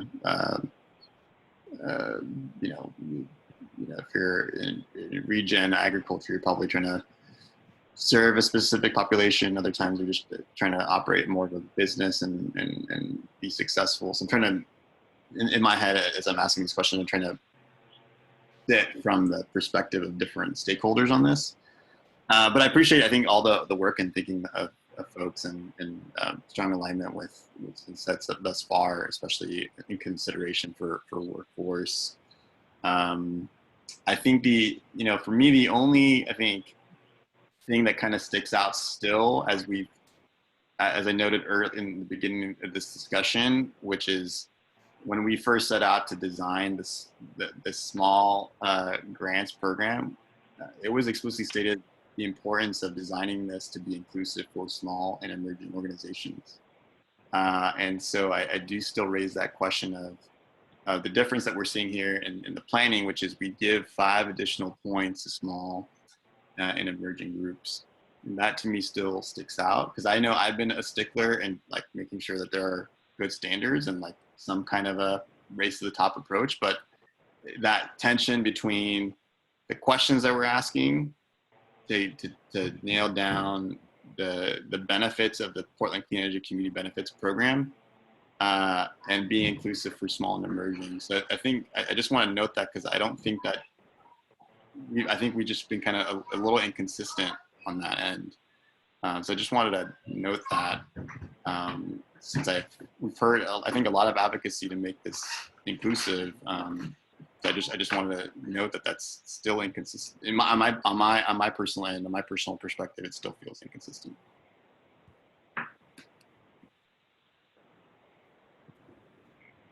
Megan has her hand up, and I just wanted to note that there have been some conversations in the committee about having kind of a preference for small and emerging organizations in the small grants program, and a little bit of hesitation around not wanting to send like a signal that this is, you know, if you're small, go for the small grants, and if you're small, the large grants aren't necessarily for you. So just wanted to make sure that was.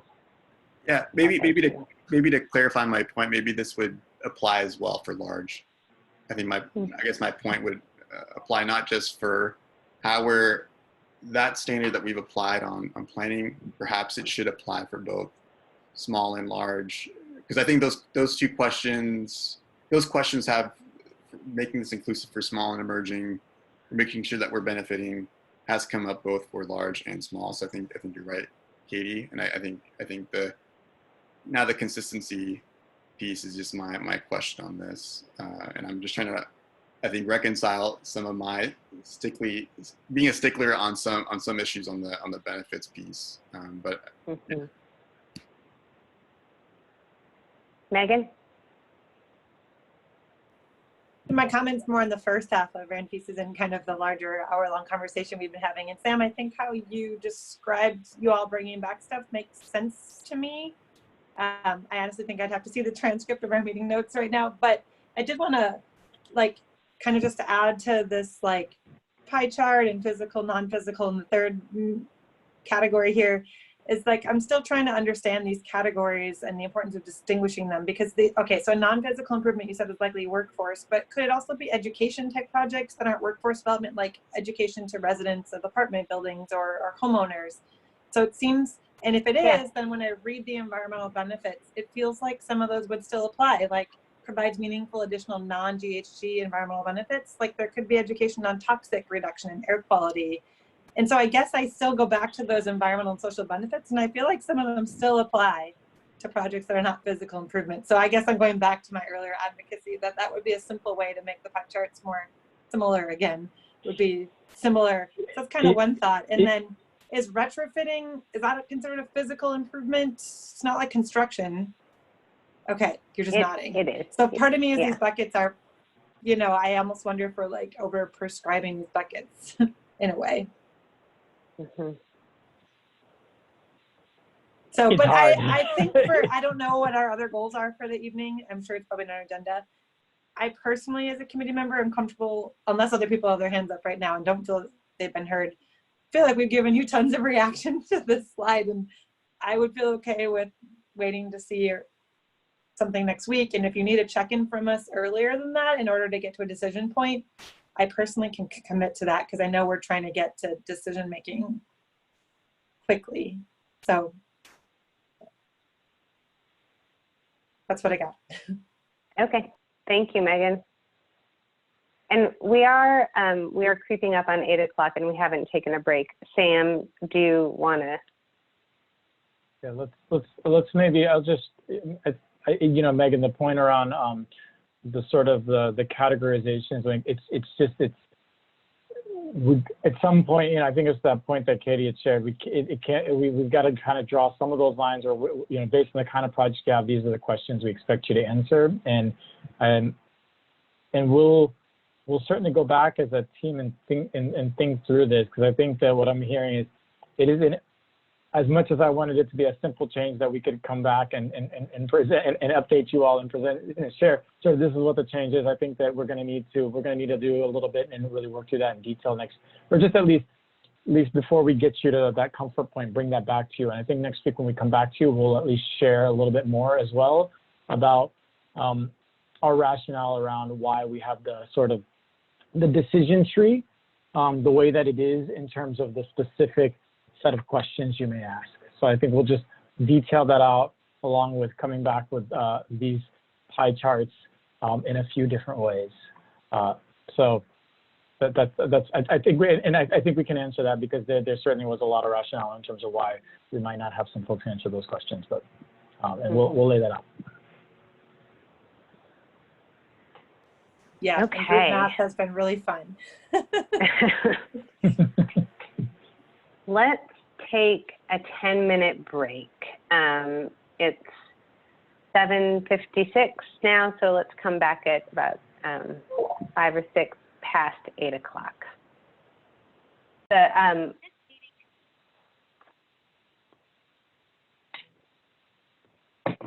right, welcome back, everyone.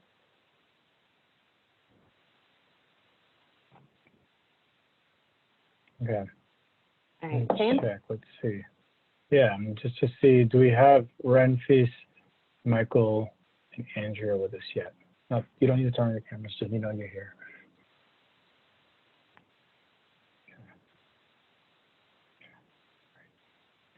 Okay.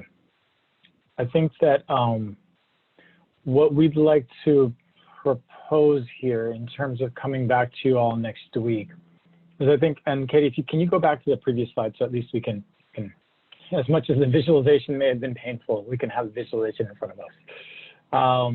What we'd like to propose to you all is, I think what we're hearing, and I think it helps, and I appreciate this conversation happening and just making sure that things are consistent across the funds. And fundamentally, you know, we've gone through, we've asked the questions, we've worked through the criteria, and we've gotten those as close to where we're going to go. But with these points here now, what I think we want to go through is an exercise next week where we come back to you all, and what we're going to propose is that we work through the scoring points across all of the grants, and make sure across all of the grants, planning, small grants, large grants, and across each of those subtypes, with each of those, that at least 50% of the points are associated with reflecting the priority population and serving a priority population. I think, frankly, it's cleaner, it's neater, and that actually is the case with some of the large grants, that it's closer to that just because of the very sets of points. So these 50% of the points are going from there. And what we're gonna suggest is, on the other side, we're gonna hold budget to 10%. So not 10 points, but to 10% across all of those. But what we would ask in order to give us flexibility to pull points, because some questions do just have a singular environmental benefits question. We're asking for flexibility across the other categories though, in order to align it with sort of the importance of that question. So at least we're going to say that 50% we're going to make sure across all of them, at least 50% of the points are consistent for reflecting the priority population you intend to serve and for serving a priority population. And budget is going to be equal to 10% across all of them, so not 10 points. So I want to see if bringing that proposal back and then working through each of them so you see how that breaks out. And we'll have pie charts and graphs and bar graphs and tables. So we'll come ready with a few iterations. But would that work?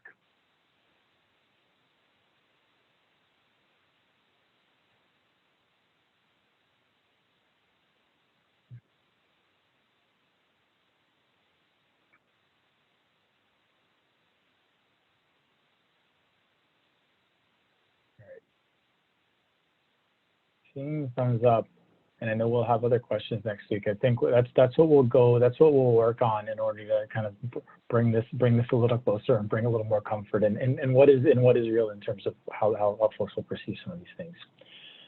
So I think with that, I had a whole set of other things I may have wanted to say, but maybe I might just hold these other comments for next week. And let us move on to the next piece of the agenda.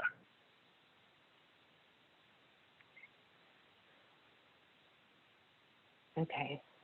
And this might be, you all, I feel like it's always at this time of the 3-hour meeting that I remember why we switched to 2-hour meetings, because I think it can get a little exhausting. So I just want to apologize for that. I will say, so this is a topic that has come up a couple of times. I think Ranfis has mentioned it. I know that Megan has mentioned it in various ways, but we haven't ever really had a conversation about it and asked you all if you wanted to make a decision about it this year. And this isn't something that needs to be decided tonight, obviously, but it's something that we wanted to be able to just kind of like introduce some options and around funding allocation for year one. And so just kind of as a reminder at a really high level, the little donut at the bottom has the target allocations that are in the code that were in the ballot initiative for each of the different funding areas.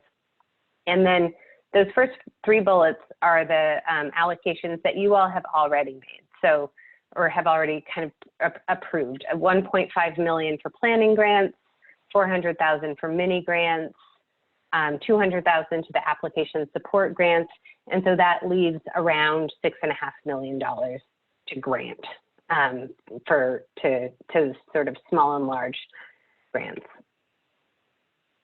So sorry, I'm having trouble advancing my thing.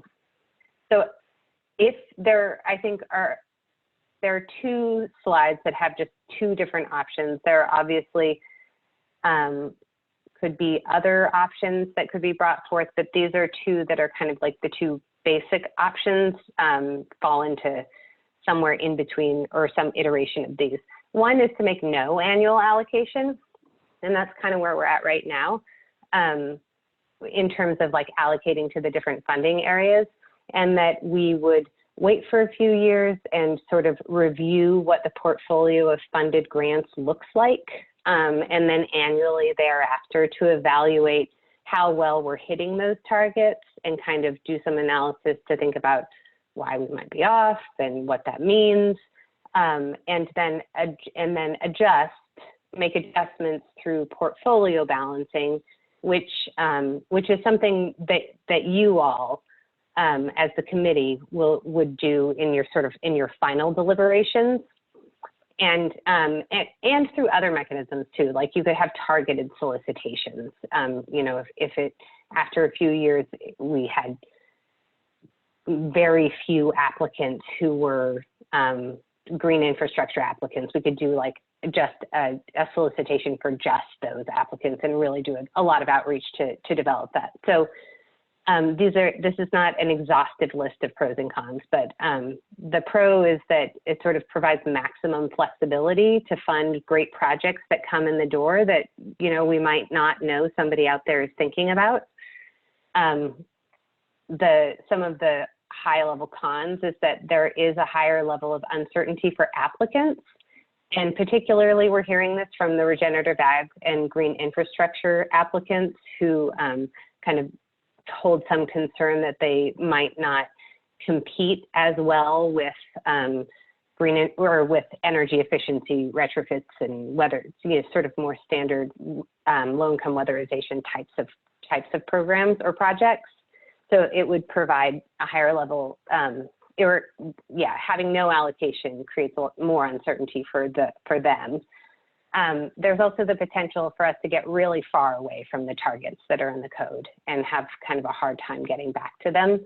And it's a lot heavier reliance on the committee to be making those decisions in an ongoing way, and kind of that responsibility falls just much more heavily, falls much more heavily on you all to make those adjustments and track that over time. So the second option is to set some minimum allocation. So this is just an example, but you could say, like, for each target area, we're going to say we will fund at least 50% of the higher range of the target that was in the initiative.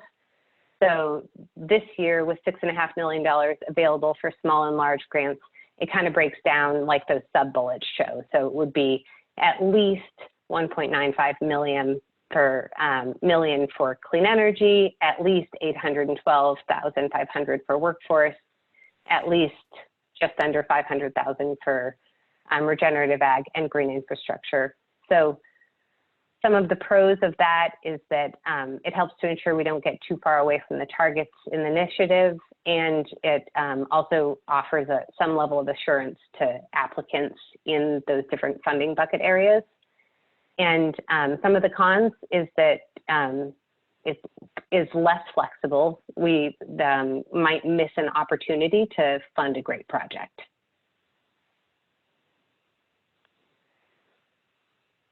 And that is it. Mostly we just wanted to kind of like introduce that, to bring that conversation to the fore, because it's something that committee members have mentioned, and we as staff have had some conversations about, but we haven't asked you directly, do you want to make a decision about this year? And so I guess I know that this is kind of like new information, and we definitely don't, we're definitely not asking you to make a decision, but I would like to ask, like, if there are any initial thoughts on having an allocation, setting an allocation this year, if there is any information you feel like you need from us, like us to provide, to bring to you to help inform that decision, and just open it up to the committee.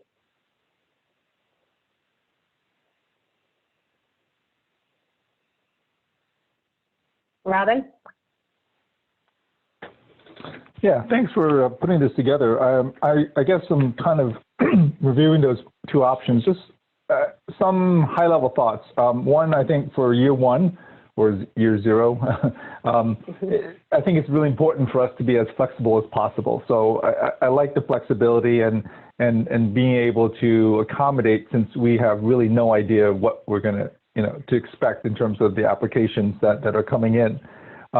And so, for that, I'm leaning towards option two, setting some minimum threshold or minimum funding commitment, so that applicants know that there is at least some money in the pool. Maybe 50% is a little bit high. If we drop it down to 25%, or 33%, a third, It gives us that little additional flexibility, but still allows, for some minimum funding commitments.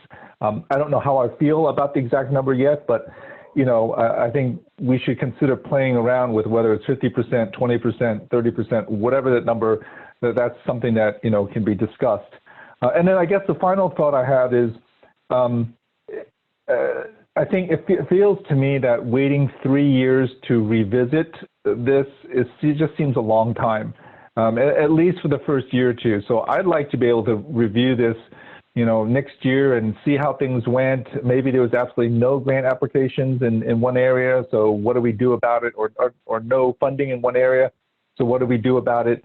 So I'd like to be able to revisit for at least the next year, maybe 2 years, and then from there, consider, when things have stabilized a little bit, consider a longer time frame.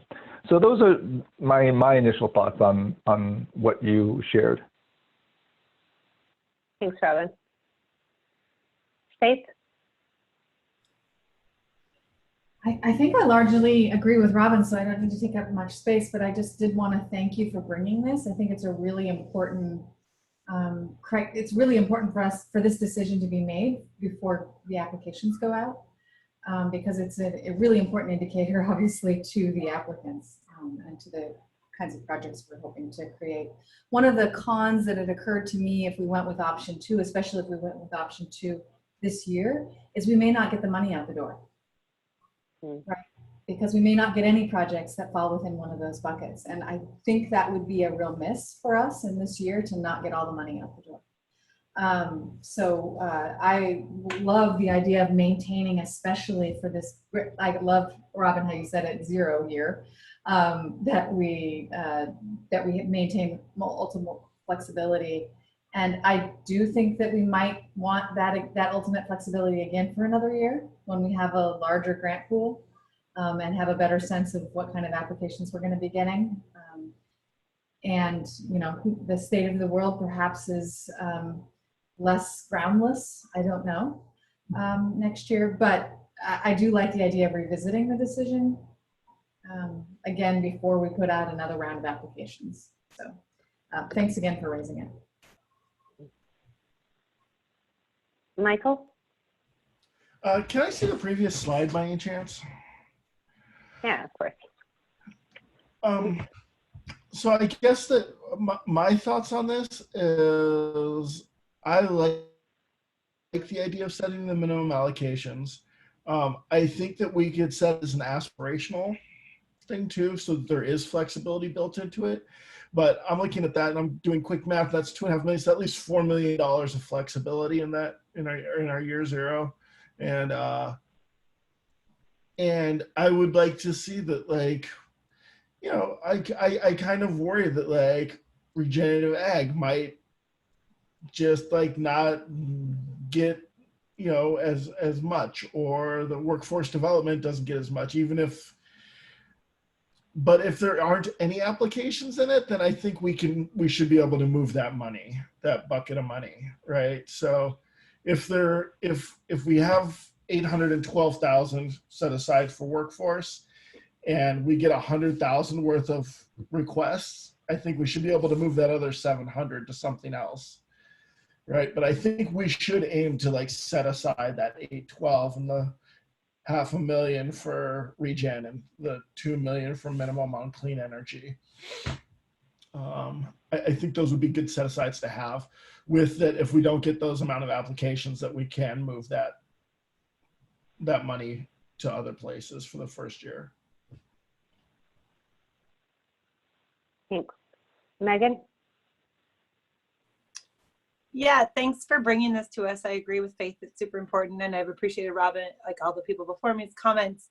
And I kind of wonder what Michael's saying and what Robin said, I think make me think there's like a hybrid. So I guess if this is a proposal, like a revision of the proposal that I'm liking this number 2 for the reasons that Michael explained, but I wonder if we can create the flow chart like you described, where if there were not enough applications, we can reallocate, and then kind of create annual or some sort of checkpoints. But I think in the first year, I agree that Might be a little different in future years, but in the first year, I'd like to kind of check in earlier.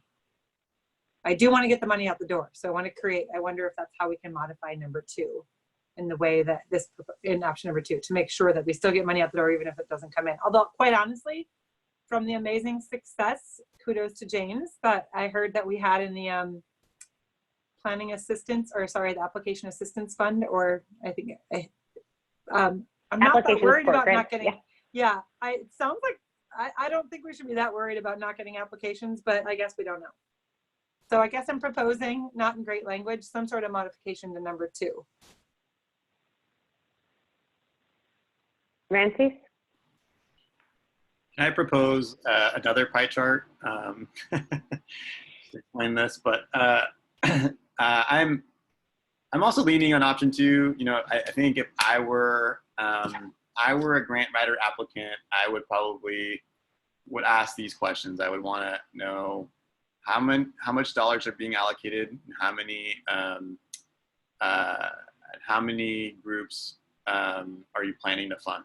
And I think in option 1, it feels too big and too nebulous that I think I do see that concern. And I think this provides more clarity. And I think if I were any organization, whether I have a development director, a grant writer, or no, you know, all volunteer led, you know, I would probably really want to know if submitting an application is worth my time investment. And I think providing this helps create a clear answer around return on investment and time to submit an application. And you know, I like where Megan was heading in terms of if there's a hybrid option to give, you know, maybe some more flexibility. But yeah, that's, I think, where I'm currently leaning right now. Andrea?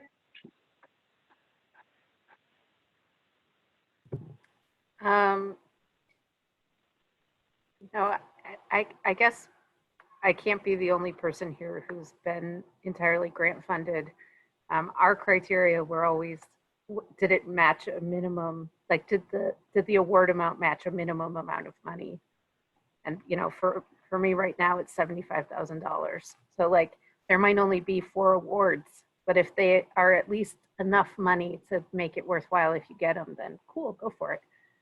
I mean, I would say, I would encourage the committee to think in terms of multiple years. This is a decades-long project, we hope. And, you know, maybe in the beginning, the committee ends up funding a lot of job training projects because we really need to build a workforce to do this. And a huge amount of the money goes towards workforce development. And as that workforce comes together and builds skills, and those workers go out and create businesses that can do this work, or create nonprofits that can do this work and staff that work, they compile a lot more capital improvement or innovation grants. So I think what's the time scale of the goal might be really important to think about. Robin? Yeah, I just wanted a quick follow-up on Megan's comments about the hybrid. One thought that came to mind was, you know, setting up a hybrid model where the allocation floor or ceilings in terms of the amounts is somehow tied to the number of applications or the value of applications that kind of come in. I know that starts getting a little bit trickier, but at least that way, if we have 90%, you know, applications coming in for clean energy, we take that into account in addition to the donut graph that you guys have, and somehow determine some minimum or maximum allocation for that. So just a thought to throw out there is you know, assigning the ceilings or the floors of allocations based upon the applications that we get in.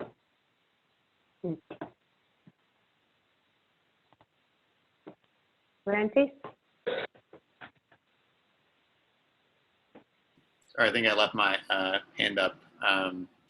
Oh. Yeah, I mean, maybe only to add to that, you know, you could probably create ranges for each of these categories. You know, what you would expect to fund for regen or workforce, so that it builds in that flexibility in the front end. So it's not a commitment of we'll just fund 48.7 for regen, but maybe it's a range. You just do it for each category, and then we just do the final adjustment when we know as we're scoring and identifying where the needs are and what are the potential missed opportunities if and using those ranges as the flexibility. Michael? Are we, I probably just forgot this, are we doing multi-year grants this year, or are we wait until next year?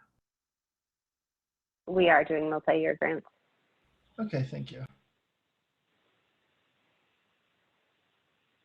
Faith? I really appreciate all your comments, and you guys have just certainly swayed me off what I felt like I was pretty passionate about, staying as flexible as possible in year one. So thanks everybody for those comments. Really well thought. I do, and this is, I guess it's probably in reaction, Robin, to your scales and things moving around, but I really encourage us to keep this as simple as possible, especially in year one. We had so much feedback when we put out the draft application that we had made things complicated and that was a barrier. And if the purpose of doing allocations, and it seems to me like a really good purpose of doing allocations would be to give some certainty to potential applicants, then scales and things I think would be really burdensome. So I would encourage us, at least in year one, not to do that.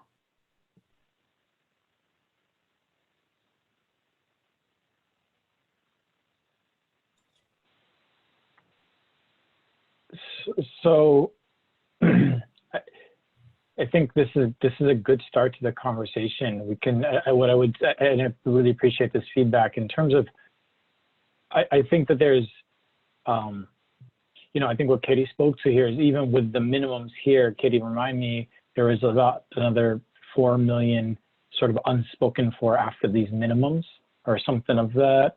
I'm not sure I'm doing my math right. This is more public math. It's about 3.5 million. Yeah. Right. Thank you. So I think maybe that maybe, as you think about sort of seeing these minimums and then seeing sort of that extra, that unspoken for that can be used across the other funds, maybe just think about that because what we're hearing is interest in this conversation. What we're hearing is interest in this. And as we come back, we'll just want to refine that and get a little closer to what feels like an appropriate level of flexibility and an appropriate level of certainty for our applicants. Francis? I guess I wonder, just trying to play this out systemically, if we stick with option 1. So my understanding is as we receive these applications, these will all be reviewed within subcommittees or different review committees, and we'll all make our recommendations push forward. So within each of those committees, are we going to review multiple applications, different things, all of the buckets, if you will, or will certain committees have a very specific focus on regen and clean energy? So that's one kind of question as I'm trying to play out this scenario. And then I guess the second scenario I'm trying to play out is it seems like whatever that structure is, as we aggregate all the different scores and see which applications race to the top, or yeah, if you will, what do we do in that scenario where maybe the regen folks were right, maybe there is a application bias against their favor? How do we address that? And do we adjust that, or do we hold to the scoring, objective scoring structure that we try to set up. So those are like two kind of questions I'm playing out. I don't think I need a specific answer now, but that's what I'm trying to grapple in the system that we're building right now. Michael? I'm going to throw another question out that I don't expect to get an answer to. But if we get way more than our $6.5 million in amazing grants that we're like, we want to fund, are we going to roll those over to next year? Any unfunded ones?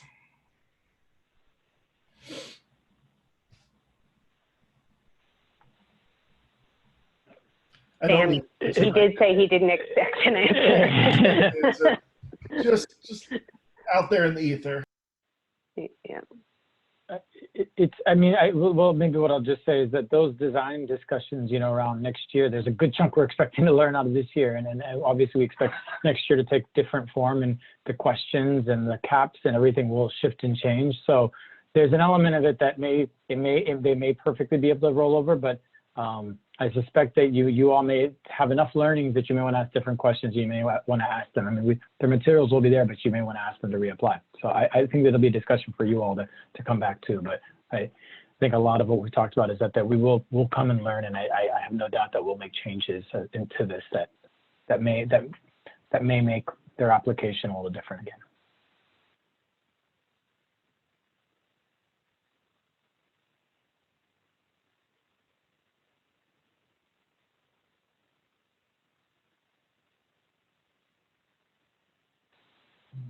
But I guess maybe what I will just share, Michael, to your point, is because of, I think, where what the funding levels are this year, folks are taking that into account in their proposals. And so, I think there's a combination of things that's going to happen. You will be funding fewer organizations and fewer projects that probably were good projects, but you just can't fund because we don't have as much funds that in a $40 million, $50 million year you would fund. So there's going to be some of that. And I think you're going to also see just scopes adjusted for to line up with what folks think they can get based on this year, whereas you'll see folks come back that apply this year that'll come back next year with multi-million-dollar proposals. Megan? Well, it is a side comment, but since Michael raised it, I think it's probably something we should chat about as a committee, is what we do with recipients that don't get funded. And just off the bat, I'd like to think that we give them feedback and somehow that's marked in future years. And, because so that we can see improvements. And I feel like that would matter in future years. But anyway, it's probably something we should bookmark for a conversation soon before the applications go out. Although I don't know if we have to decide it before the first round, but it does seem important. But perhaps not one we should spend too much time on if you're trying to get us to decide this thing. Ramses? I think my only comment is I think, one, we should definitely expect to see more applications than we can fund, and that we should probably definitely expect that we will likely see a lot of great applications that we can't fund either.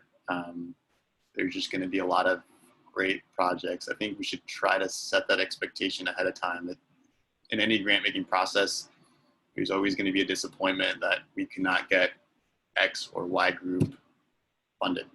And I think we should expect that. And I think some of the questions that Michael and others are raising, I think it's something that we should wrestle with for sure. But I think we should have that expectation going in that there's just going to be more groups applying than we can fund. With that said, I do want to lay out a systemic issue here.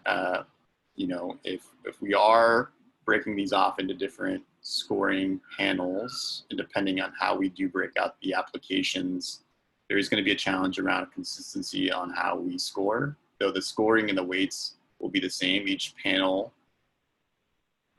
depending on who's comprised within each panel, the way that I score a 9 is going to be different for how someone else scores a 9 or a 10 or a 5. So you know, I think the most important for me personally, the most important, one of the, I think, more important things is for any applicant is consistent scoring.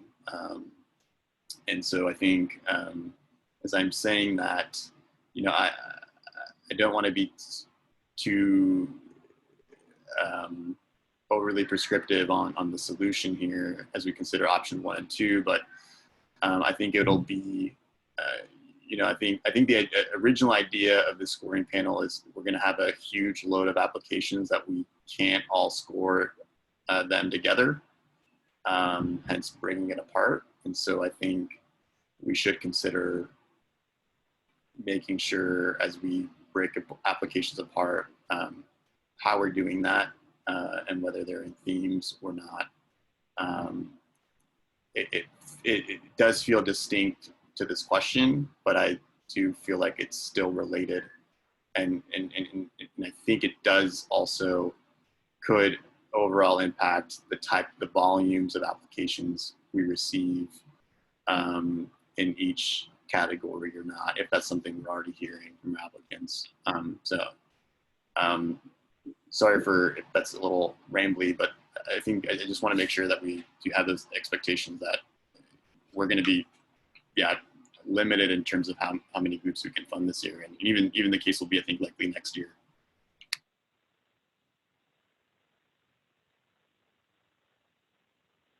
Thanks, Francis. And I would just want to note that one of the things that one of the comments that Sam was is now holding until next time when we can kind of, after we revisit the small and planning grants, is around the review process and kind of revisiting some of those conversations that we had around the panel, how the panels are formed, what kinds of applications they get, making sure that inter-rater reliability is looked at so that we don't have the problem that you described where, like, you know, I might be a super generous scorer and somebody else might just be like generally score lower across the board. So I think that those are important things that we definitely intend to bring back to the committee after the sort of, we close out the small and the application conversations.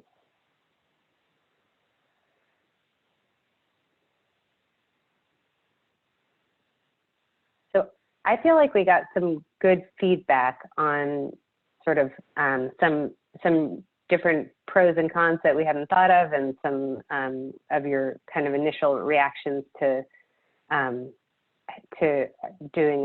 a funding allocation, or to sort of making some sort of a choice that way. I think that we can talk as staff, and then maybe bring back some more information and potentially a recommended path forward to discuss at the next meeting. Does that feel like it makes sense to you, Sam, and to folks on the committee? Excellent. Thank you, Katie. Okay. All right. Well, that was the last thing on our agenda tonight, guys. And so, Sam, did you have any closing comments before committee member comments? No, just, you know, hope everyone's looking after each other and taking care of yourselves. Are we doing the minutes, or did I miss that? Oh, Maria, thank you so much. This is what happens. I'm going to blame the pandemic for everything.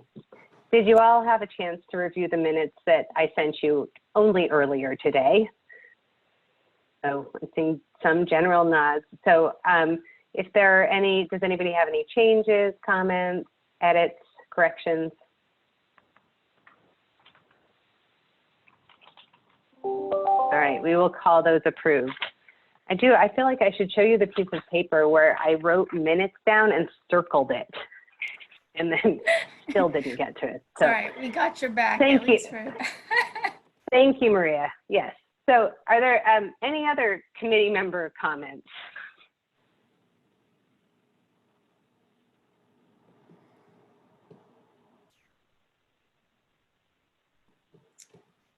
hands. Megan? Yeah, I snuck it in earlier, but I did want to circle back to the beginning presentation by James. And I think that's a really great success. I forgot how many you said different organizations applied for the, remind me, Katie. Over 120. That's, application for think, grants. and you also mentioned that like a lot were from Black and Indigenous led organizations and ones who weren't necessarily familiar with PCEF. And I'm just really grateful for the staff outreach effort and the really careful and thoughtful relationship building you've been doing. And that sounds like a great success to me.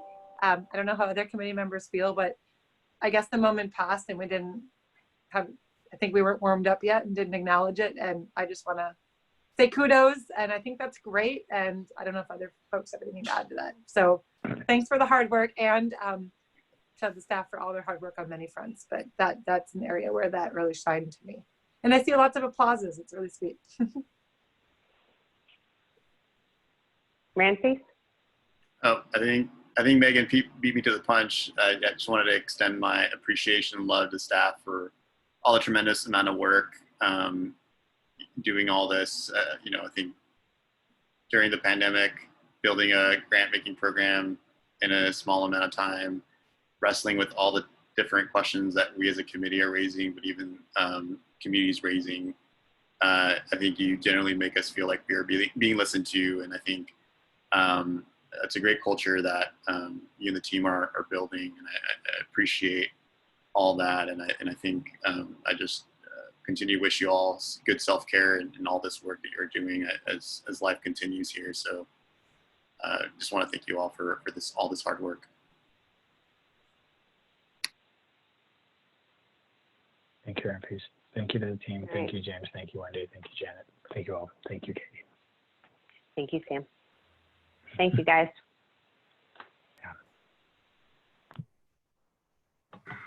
Bye. Thanks, everybody. Night. Thanks, And folks. Good night, take care. everyone. Have a good evening. Same bat channel. Bye.